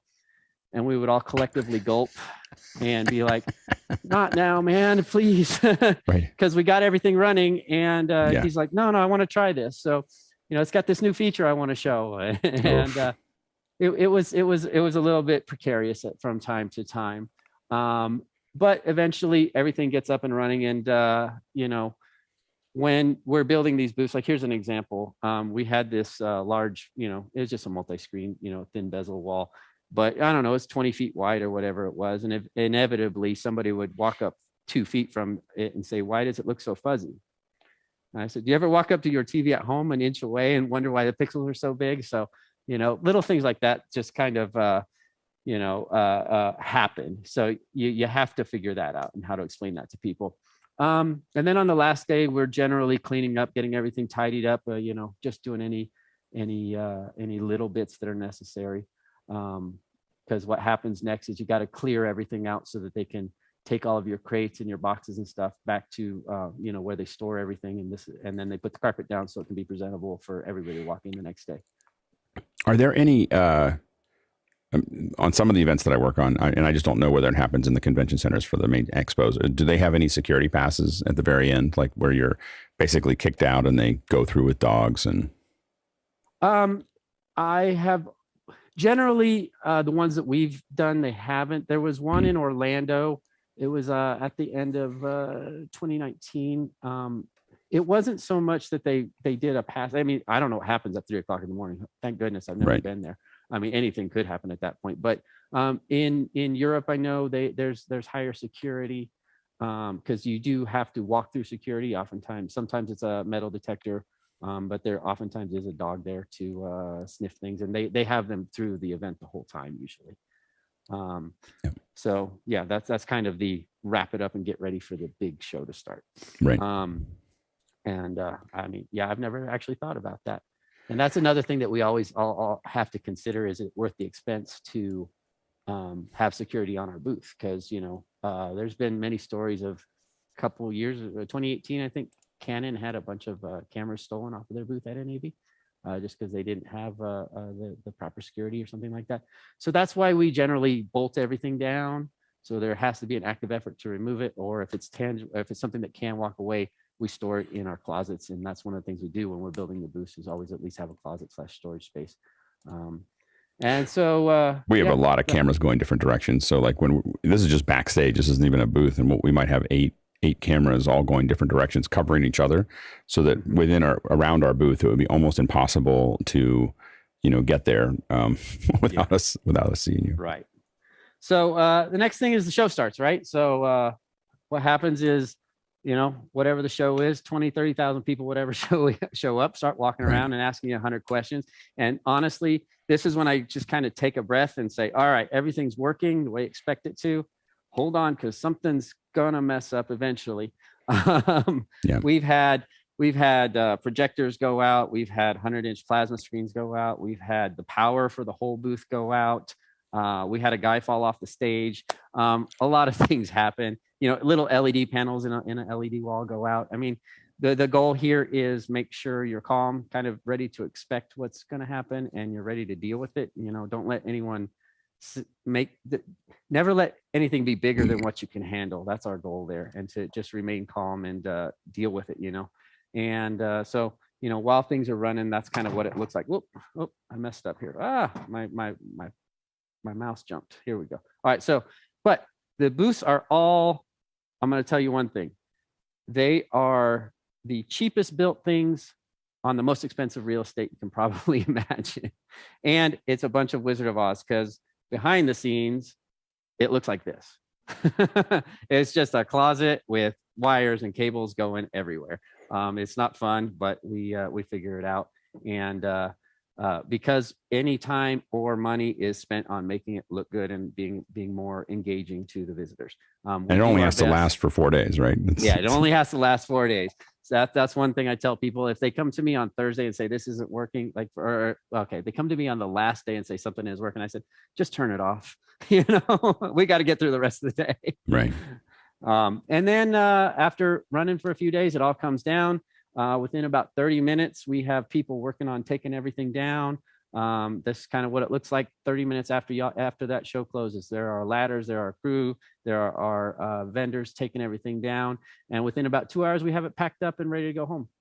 That's what 10 days can be ripped up that quick. And here's a quick example. At NAB this year, if any of you saw the Blackmagic booth with all the craziness going on there, I'm sure many of you did. This is what it looked like 2 hours later. Everything was packed up. Everything was shrink wrapped. Everything was palleted and ready to get loaded out, except for, obviously some furniture and things like that. But that's how quick it all comes down. Now, I heard a lot of talk about costs, right? I'm going to give you all one quick example here. And this is a little PowerPoint slide I made. My home internet is about $80 a month. I get 500 up, 500 down. Pretty reasonable, right? I'm going to show you what it costs for one IP address of 3 megabit service for 14 days, $745 at the Las Vegas convention. That's actually much better than I thought it would. All right, that's one IP address. You can't even put a router on it, so that's just to hook up one laptop, right? Next, we go with a dedicated line. This is what we pay to do our booth. That's a little bit more, 25 megabits. And then when one of my R&D guys says, I want to do a cloud demo, I said, you better sell some stuff, because that's what 100 megabits costs. And if you want a full gigabit, there you go, 120 grand. And that is, and that's in line. It's in line with most locations that we work with. Yeah. And, if for example, this year's NAB, we had 1,600 square feet of concrete plus the cost of a booth. And I could say in most states, that'll probably buy you a 3-bedroom house. And we make it run for 4 days. It's kind of ridiculous, but that's what we do to try to get business. Okay. And then, like I said, I said there were 3 things: make it fun, make it cheap, and get through it. The one thing we always have trouble with is eating right. Nutrition's like super important to me because that's what I like to do, is stay healthy if I can. Trade show food isn't always the best. So that's one thing we always consider, is eating right, getting enough sleep. That's always tough as well. And lastly, stay away from the booze if you can, because you're hanging out with friends you haven't seen in a while and customers you haven't seen in a while. And it's sometimes you're in a fun place where that's what you want to do at night, and you gotta work through it. So that's kind of what it takes to put it together. Awesome. A show. I mean, I left a bunch of stuff out just to try to get through these slides a little quick, but got any questions? Let's hear it. We got them. They're stacking up. So let's jump to the first question. All right, first question comes from Roscoe Jones in Brea, California. How do you handle sound coming from nearby booths, or do you try to create quiet spaces inside your own booth? It depends. We will build rooms that have a little bit of insulation in the walls, or with glass doors or things like that. That's one thing. Everybody knows in the venue it's going to be loud. For example, a couple of years ago, we had a presentation stage, but across the way was Adobe, and they have a presentation stage. So, but we've worked side by side for a long time, especially at big shows like that, where I know the sound guy over there, and I can go over there and talk to him. I'm like, what frequency are your microphones on? Let's talk about this. Let me know when you got something big coming up. I remember one year, Andrew Kramer from Video Copilot did his big presentation reel, and they turned everything up as loud as they could because he was like a rock star at the time. And it kind of scared the heck out of Kiki. She wasn't expecting it. So, next question. And next question coming in from Bill Davis on the panel, San Diego, California. How far in advance would you typically start planning for a show happening in 2030? Basically, what's your minimum and ideal lead times for planning for a large show? You're going to add something to that, Bill? Yeah, well, you answered a good little bit of this, saying that you were setting up the booth in the year prior and you know where you're going to go now. So that may be a start thing. But if you had a big initiative, if the company had something they were planning in advance, what's the longest lead time you work with? So like the launch of NDI, that was a big one for us. We started that basically 2 years ahead of time because Andrew said, here's what I want to do. And we said, okay, let's figure out how we're going to build a network to do this, first of all, because at the time, we were just using Netgear switches and things like that. So we had to scale up on some of our capabilities there.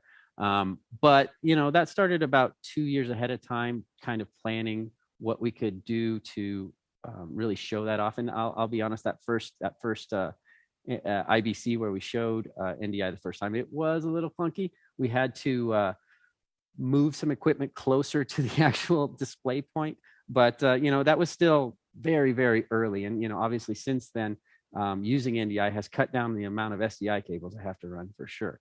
Because when we had for example, a TriCaster that has 8 inputs into it, I had to run 8 SDI cables to a router, and then any playback devices, and then distribute that. And so it multiplied really quickly. And by just using NDI, it kind of, just made it Ethernet cable. But yeah, we start really early. Sorry. And this question is from Roscoe Jones in Brea, California. Are there certain booths you do not want to be located near? Okay. Anybody that's really loud, obviously, the Adobe guys were a little tough, but we've worked through that with them. There's really nothing. Sometimes you do want to be next to people, like being near Blackmagic gets a lot of foot traffic. Being near, Autodesk when we're VisRT, that's important because, the graphics and the 3D design and things like that. So that's more what we care about. We just don't want to be at the back, or we don't want to be in a place where we can't be seen, for example, or we're hard to find or hard to get to.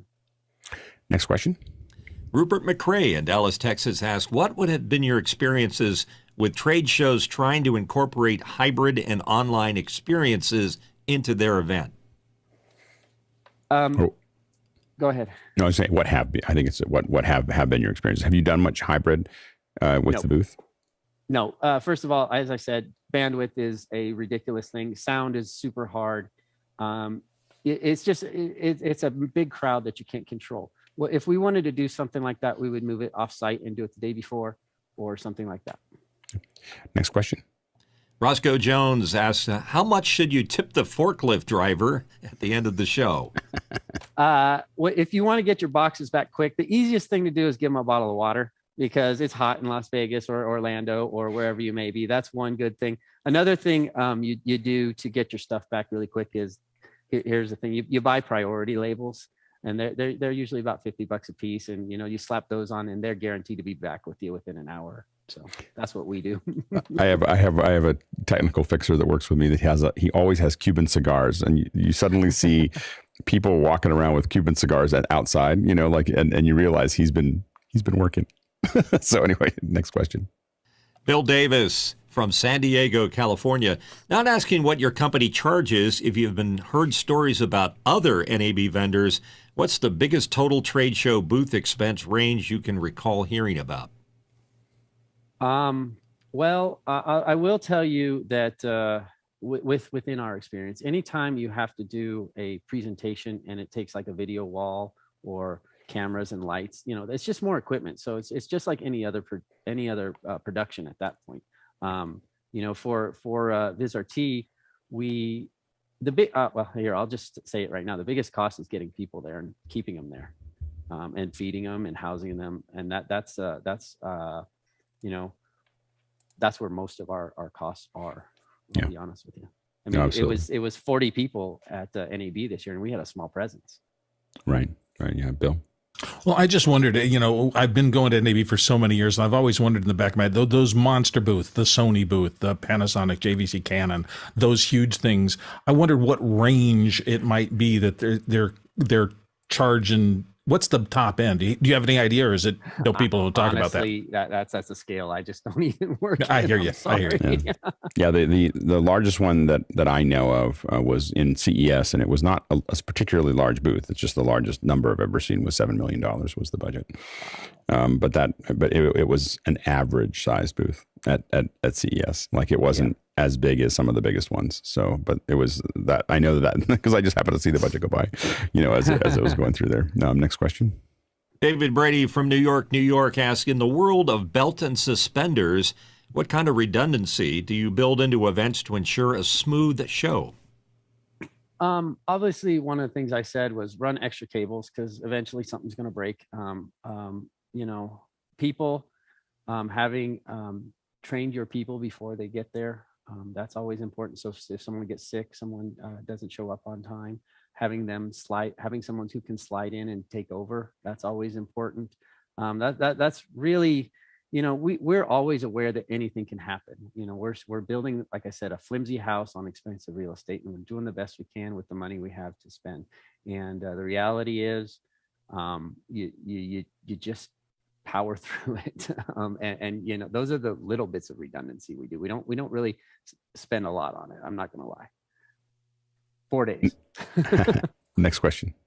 Guy Cochran, who's a panelist, and he's from Seattle, asked the question, in the future, how can you reach more people off-site to make them feel like they're at the show?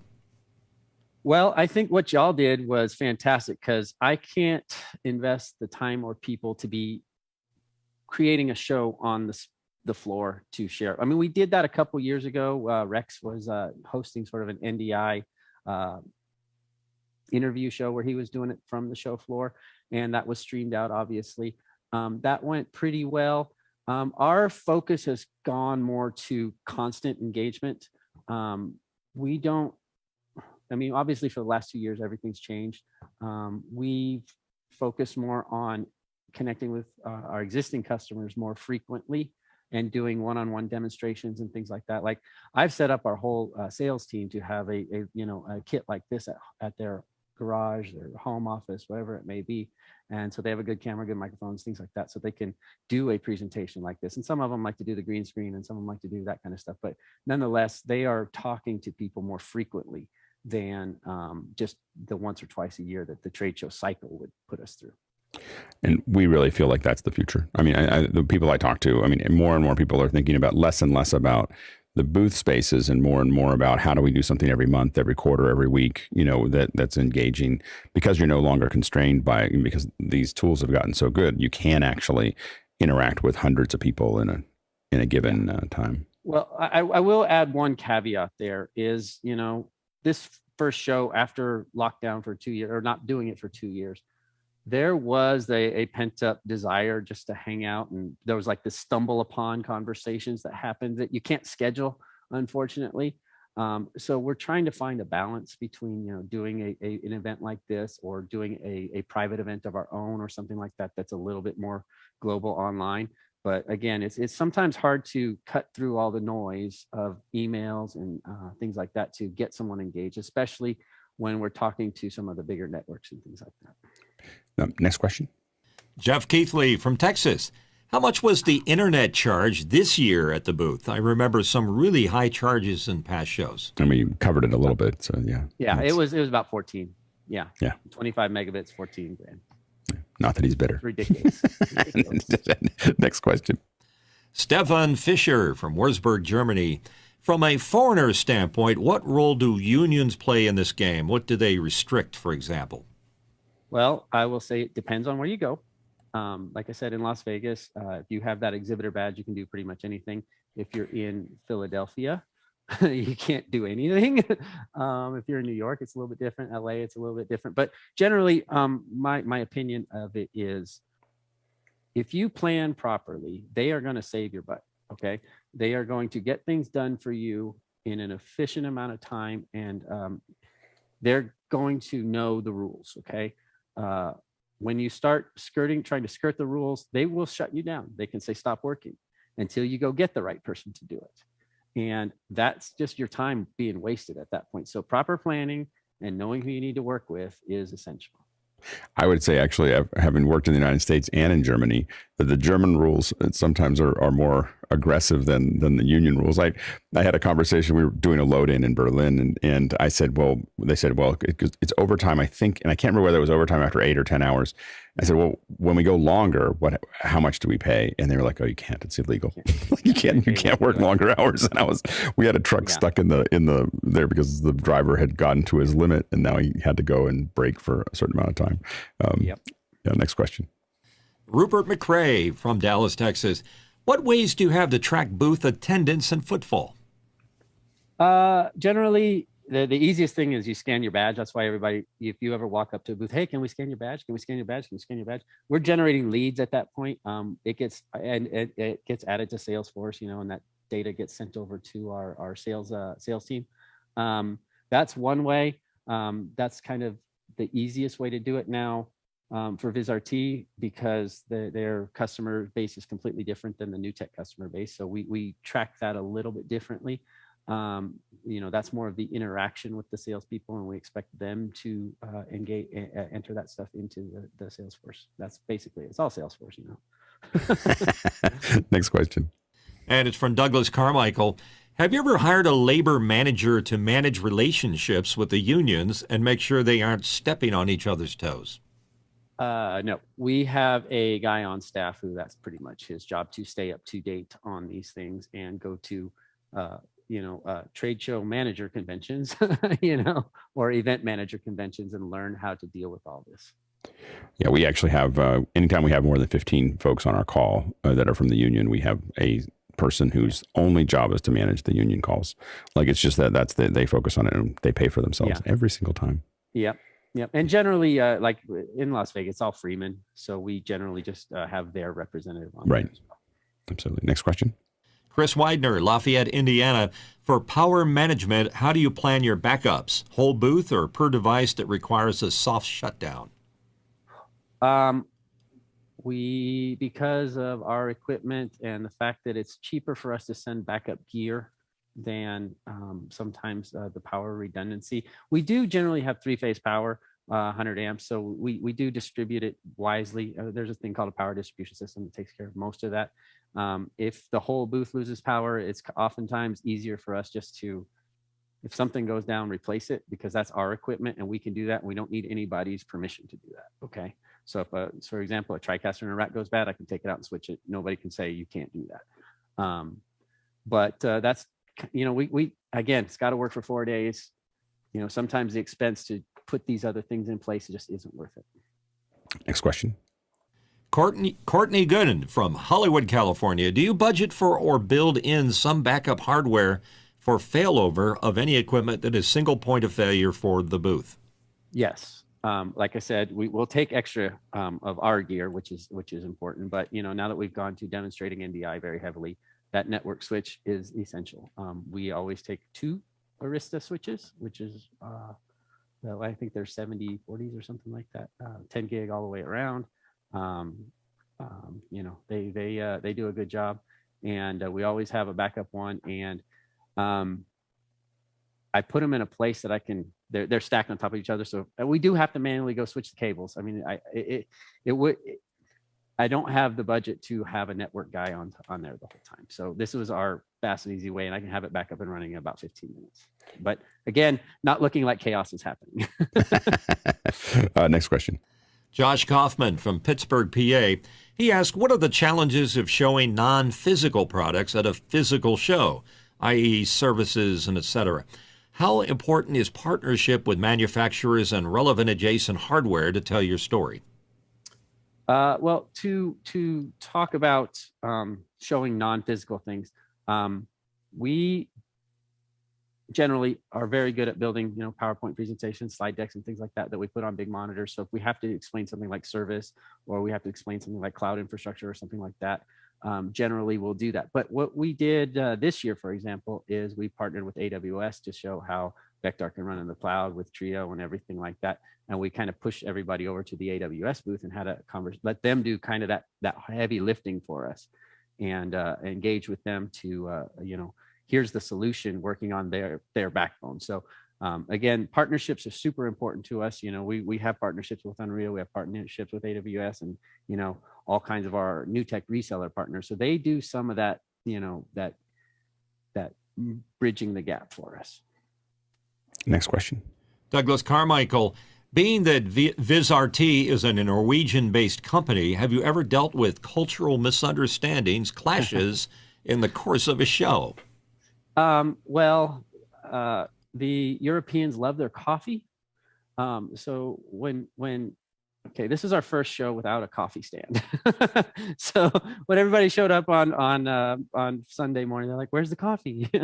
And I said, "Well, because it's Las Vegas, every cup of coffee has to be served by someone from the catering company, and every cup of coffee is about $5-6 a piece. So we had to make some choices. That's one thing. But for the most part, they are great people. We've worked together for the last 3 years now since the acquisition in 2019, and it's been very, very enlightening just to see how they do things a little different, how we do things. They've learned a lot from us, we've learned a lot from them, so it's a nice harmony. I think every booth should have a very high quality cappuccino machine, personally. The machine's cheap. It's the person to run it. I know. In IBC, that seems like it's like every fourth or fifth booth has someone there with a cappuccino machine that can make you something. Yeah, go ahead, Chris. What were you saying?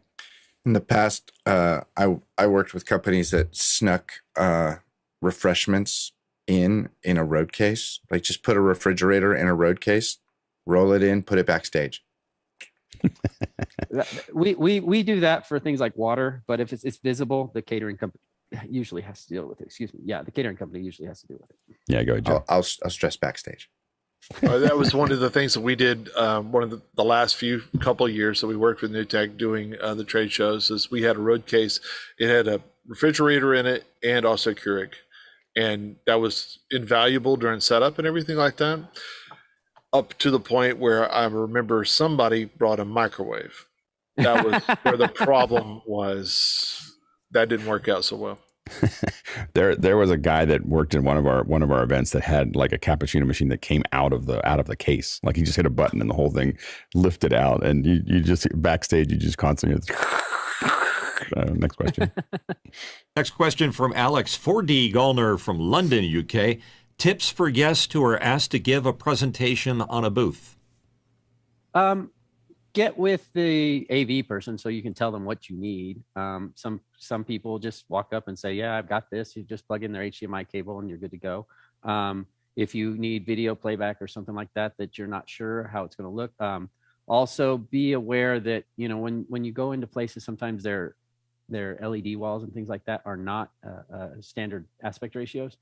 So sometimes you got to think about how you're going to fill that. Like for example, at IBC, we had a 3840 by 1080 LED wall 2019.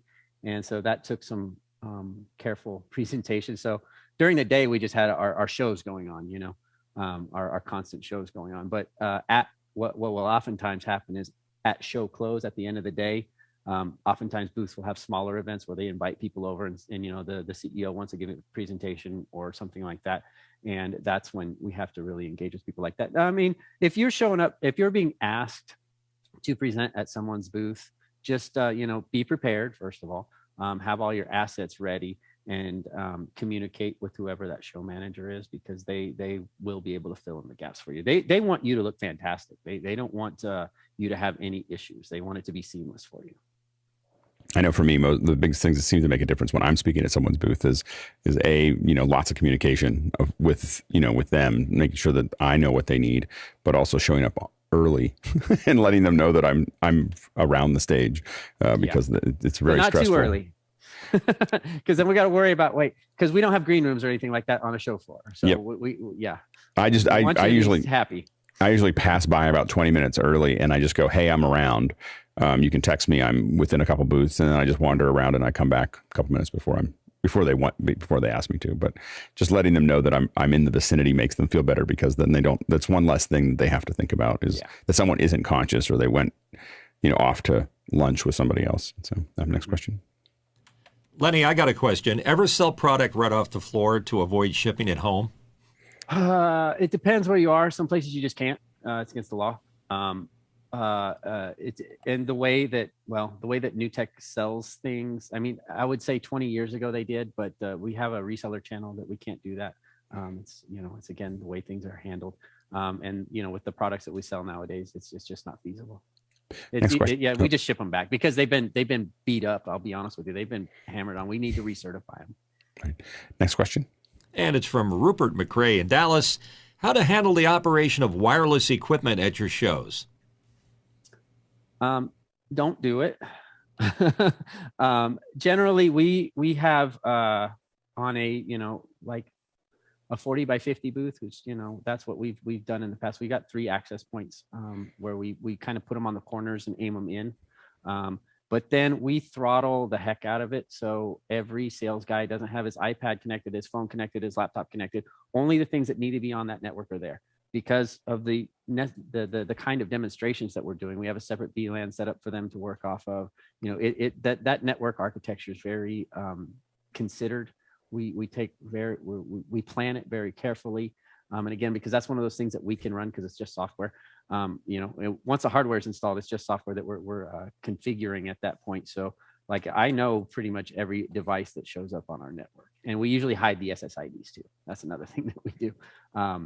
And so if we do have something that specifically only works over Wi-Fi, either we will try to find a way to get it into a network cable, an Ethernet cable, or we will put some kind of access point really close to it. Go ahead, Jeff, you're going to ask something. Yeah, I was going to say that the amount of Wi-Fi at these trade shows is just, you can't understand it till you get there and you do a search. That's what we're talking about doing the walk-arounds and everything. I was like, guys, you just don't understand. Yep. It's like you can't scroll long enough in the amount of SSIDs that are showing up, because everybody will go out to Best Buy and buy what used to be Linksys now, but, you know, they'll go buy a D-Link or whatever just to have that one connection they have, which it may be like Lenny said, 3 megabits, but they'll get that and then they'll throw a Wi-Fi router on it and it won't be managed. It'll just be stuck there. Apple, that used to be the thing. You would just see all these different Apple devices out there for wireless, and it's terrible. It's terrible to try to maintain control of that. Well, also every television, every monitor starts creating its own Wi-Fi access point as well. I mean, our Sparks, our first Sparks would create an access point that you could join. everything just it's just so saturated. It's not even funny. Yeah. Next question. It's from Albie Lopez in San Antonio, Texas. What do you measure as success with these trade shows? And what would you like to show your audience on these kinds of booths when covering as a reporter vlogger? Thank you for coming on. This was great. Our measurement of success. Our measurement of success is obviously our ROI. I mean, we are a business after all. We take these people that we meet, we enter them in the Salesforce, and we are very good at tracking you as you go through our entire nurturing process. You know, we know how many times people come to our website, how many emails they open, how many engagements we have, and there's a tipping point where that turns into something that we can actually engage with. And visiting a trade show booth is one of those ways to do that. Generally, we like to say we want to get a certain amount back, and that's a successful event. I forgot the second part of the question. Sorry. What you said, and what would you like to show your audience on these kinds of booths when covering as a reporter? Where should we go if we're covering your booth? You know, what do you think is? Yeah. Well, obviously, as a business, we have things that we want the industry to know about. Our press team, our PR team generally works with whoever's coming by to say, here's what we're showing. Here's the new product we have. Here's the new software we have. Here's whatever we want to communicate. That's really what we do. And the person you're talking to knows what to say. We train them up. Yeah, exactly. Next question. Chris Widener from Lafayette, Indiana.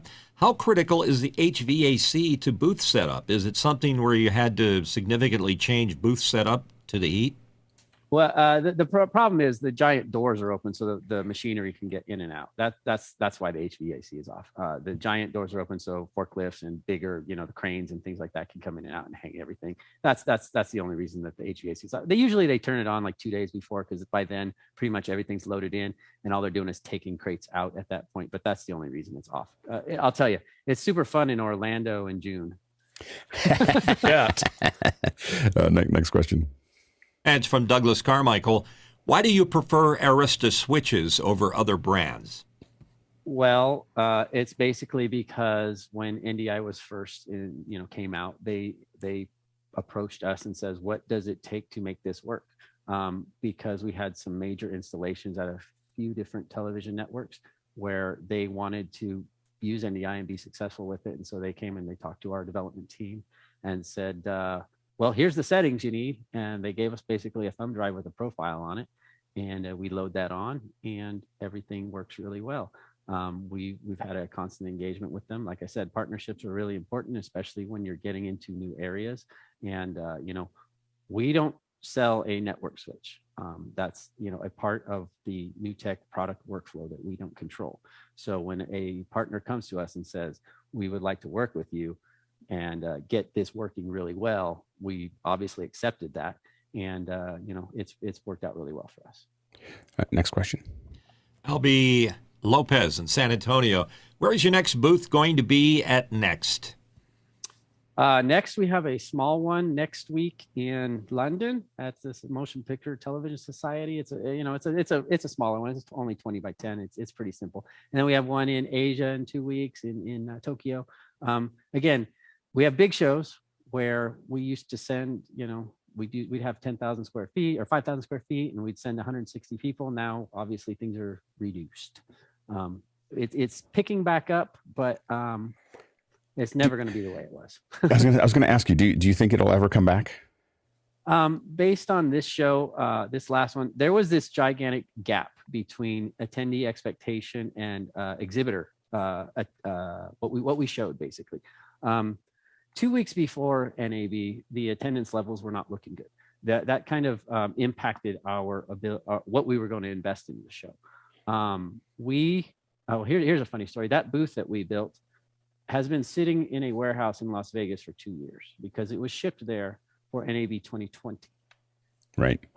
We just left it there. It was cheaper to store it than to ship it back.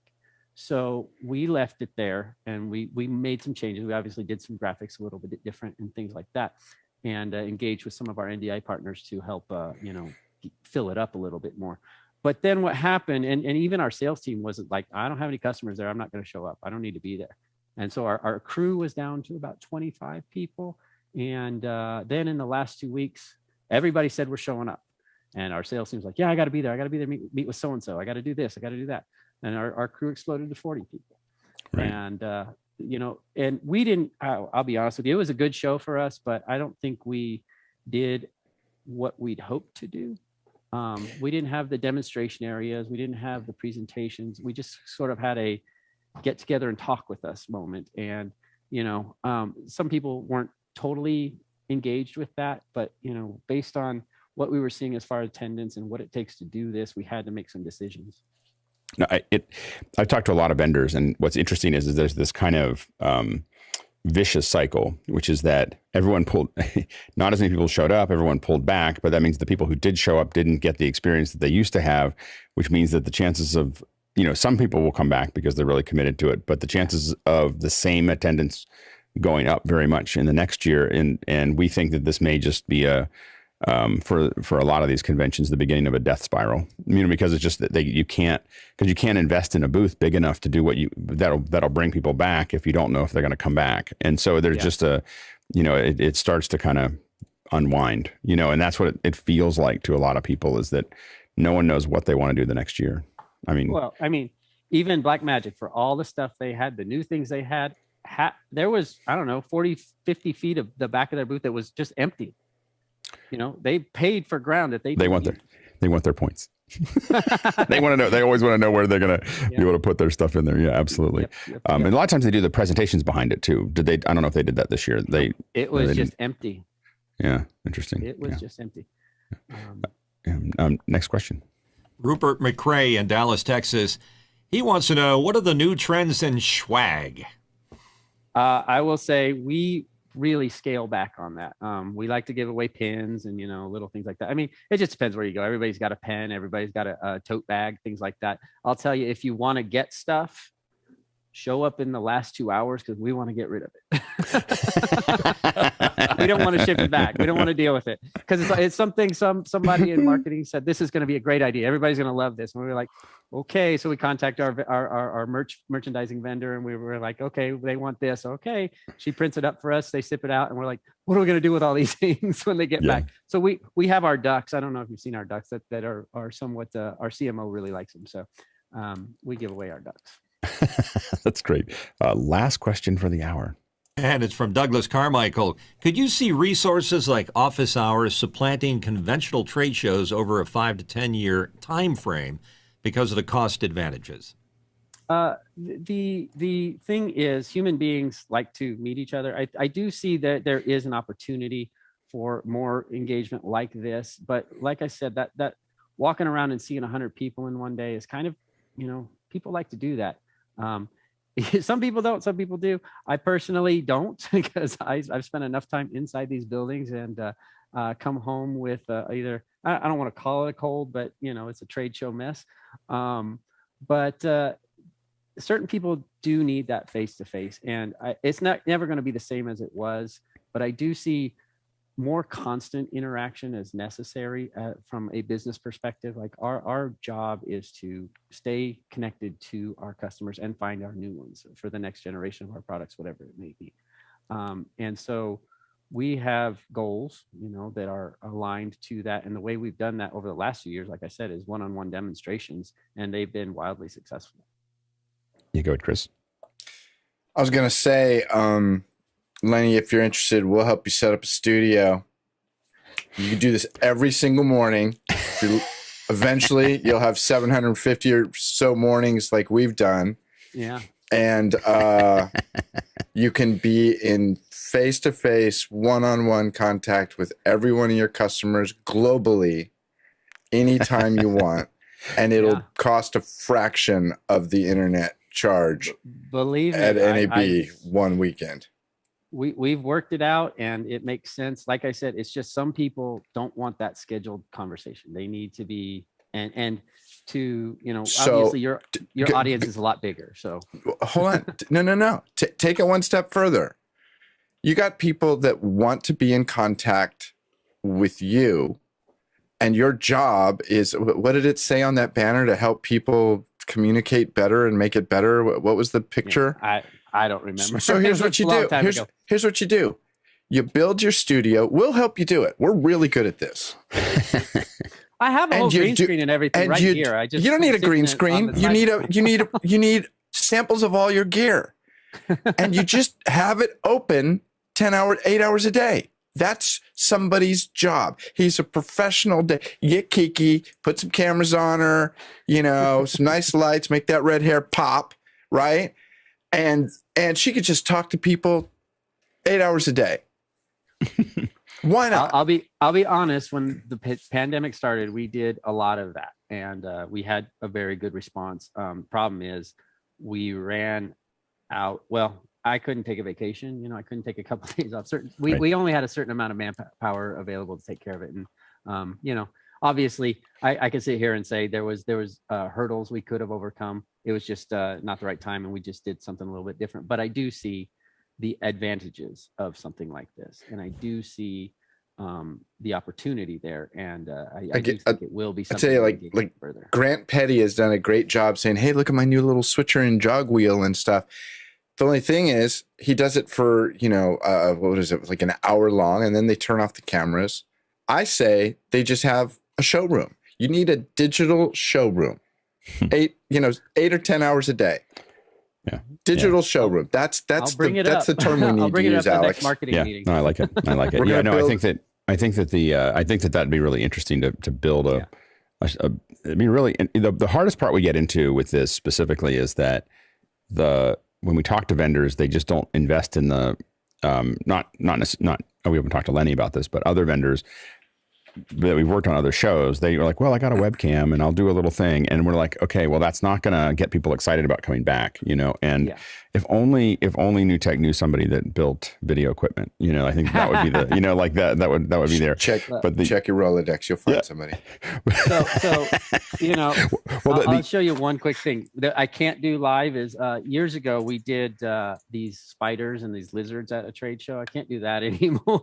That's great. And then the fighting scorpions, those were quite fun. We built a train set, basically a model town, because we had these new PTZ cameras we wanted to show off. And, this was fun, and we didn't have to pay humans to stand around and pretend to talk to each other all day. You mean the scorpions aren't union? Scorpions aren't union there. And actually, it was quite exciting and really easy to get them. There was just this local bug guy we called, and he showed up, and he's like, "This is awesome." And one gets fed, and the other one you don't have to pay. So the wait. One of them got eaten by the other ones. I'll tell you that. That's what I'm saying. It's like one gets fed, the other one doesn't have to get. Did you have to have a representative from PETA there? Yeah, exactly. We had to have them kind of approve everything. I'll tell you that. And this is me rescuing the one chameleon that got stuck at the back of the enclosure we built for them.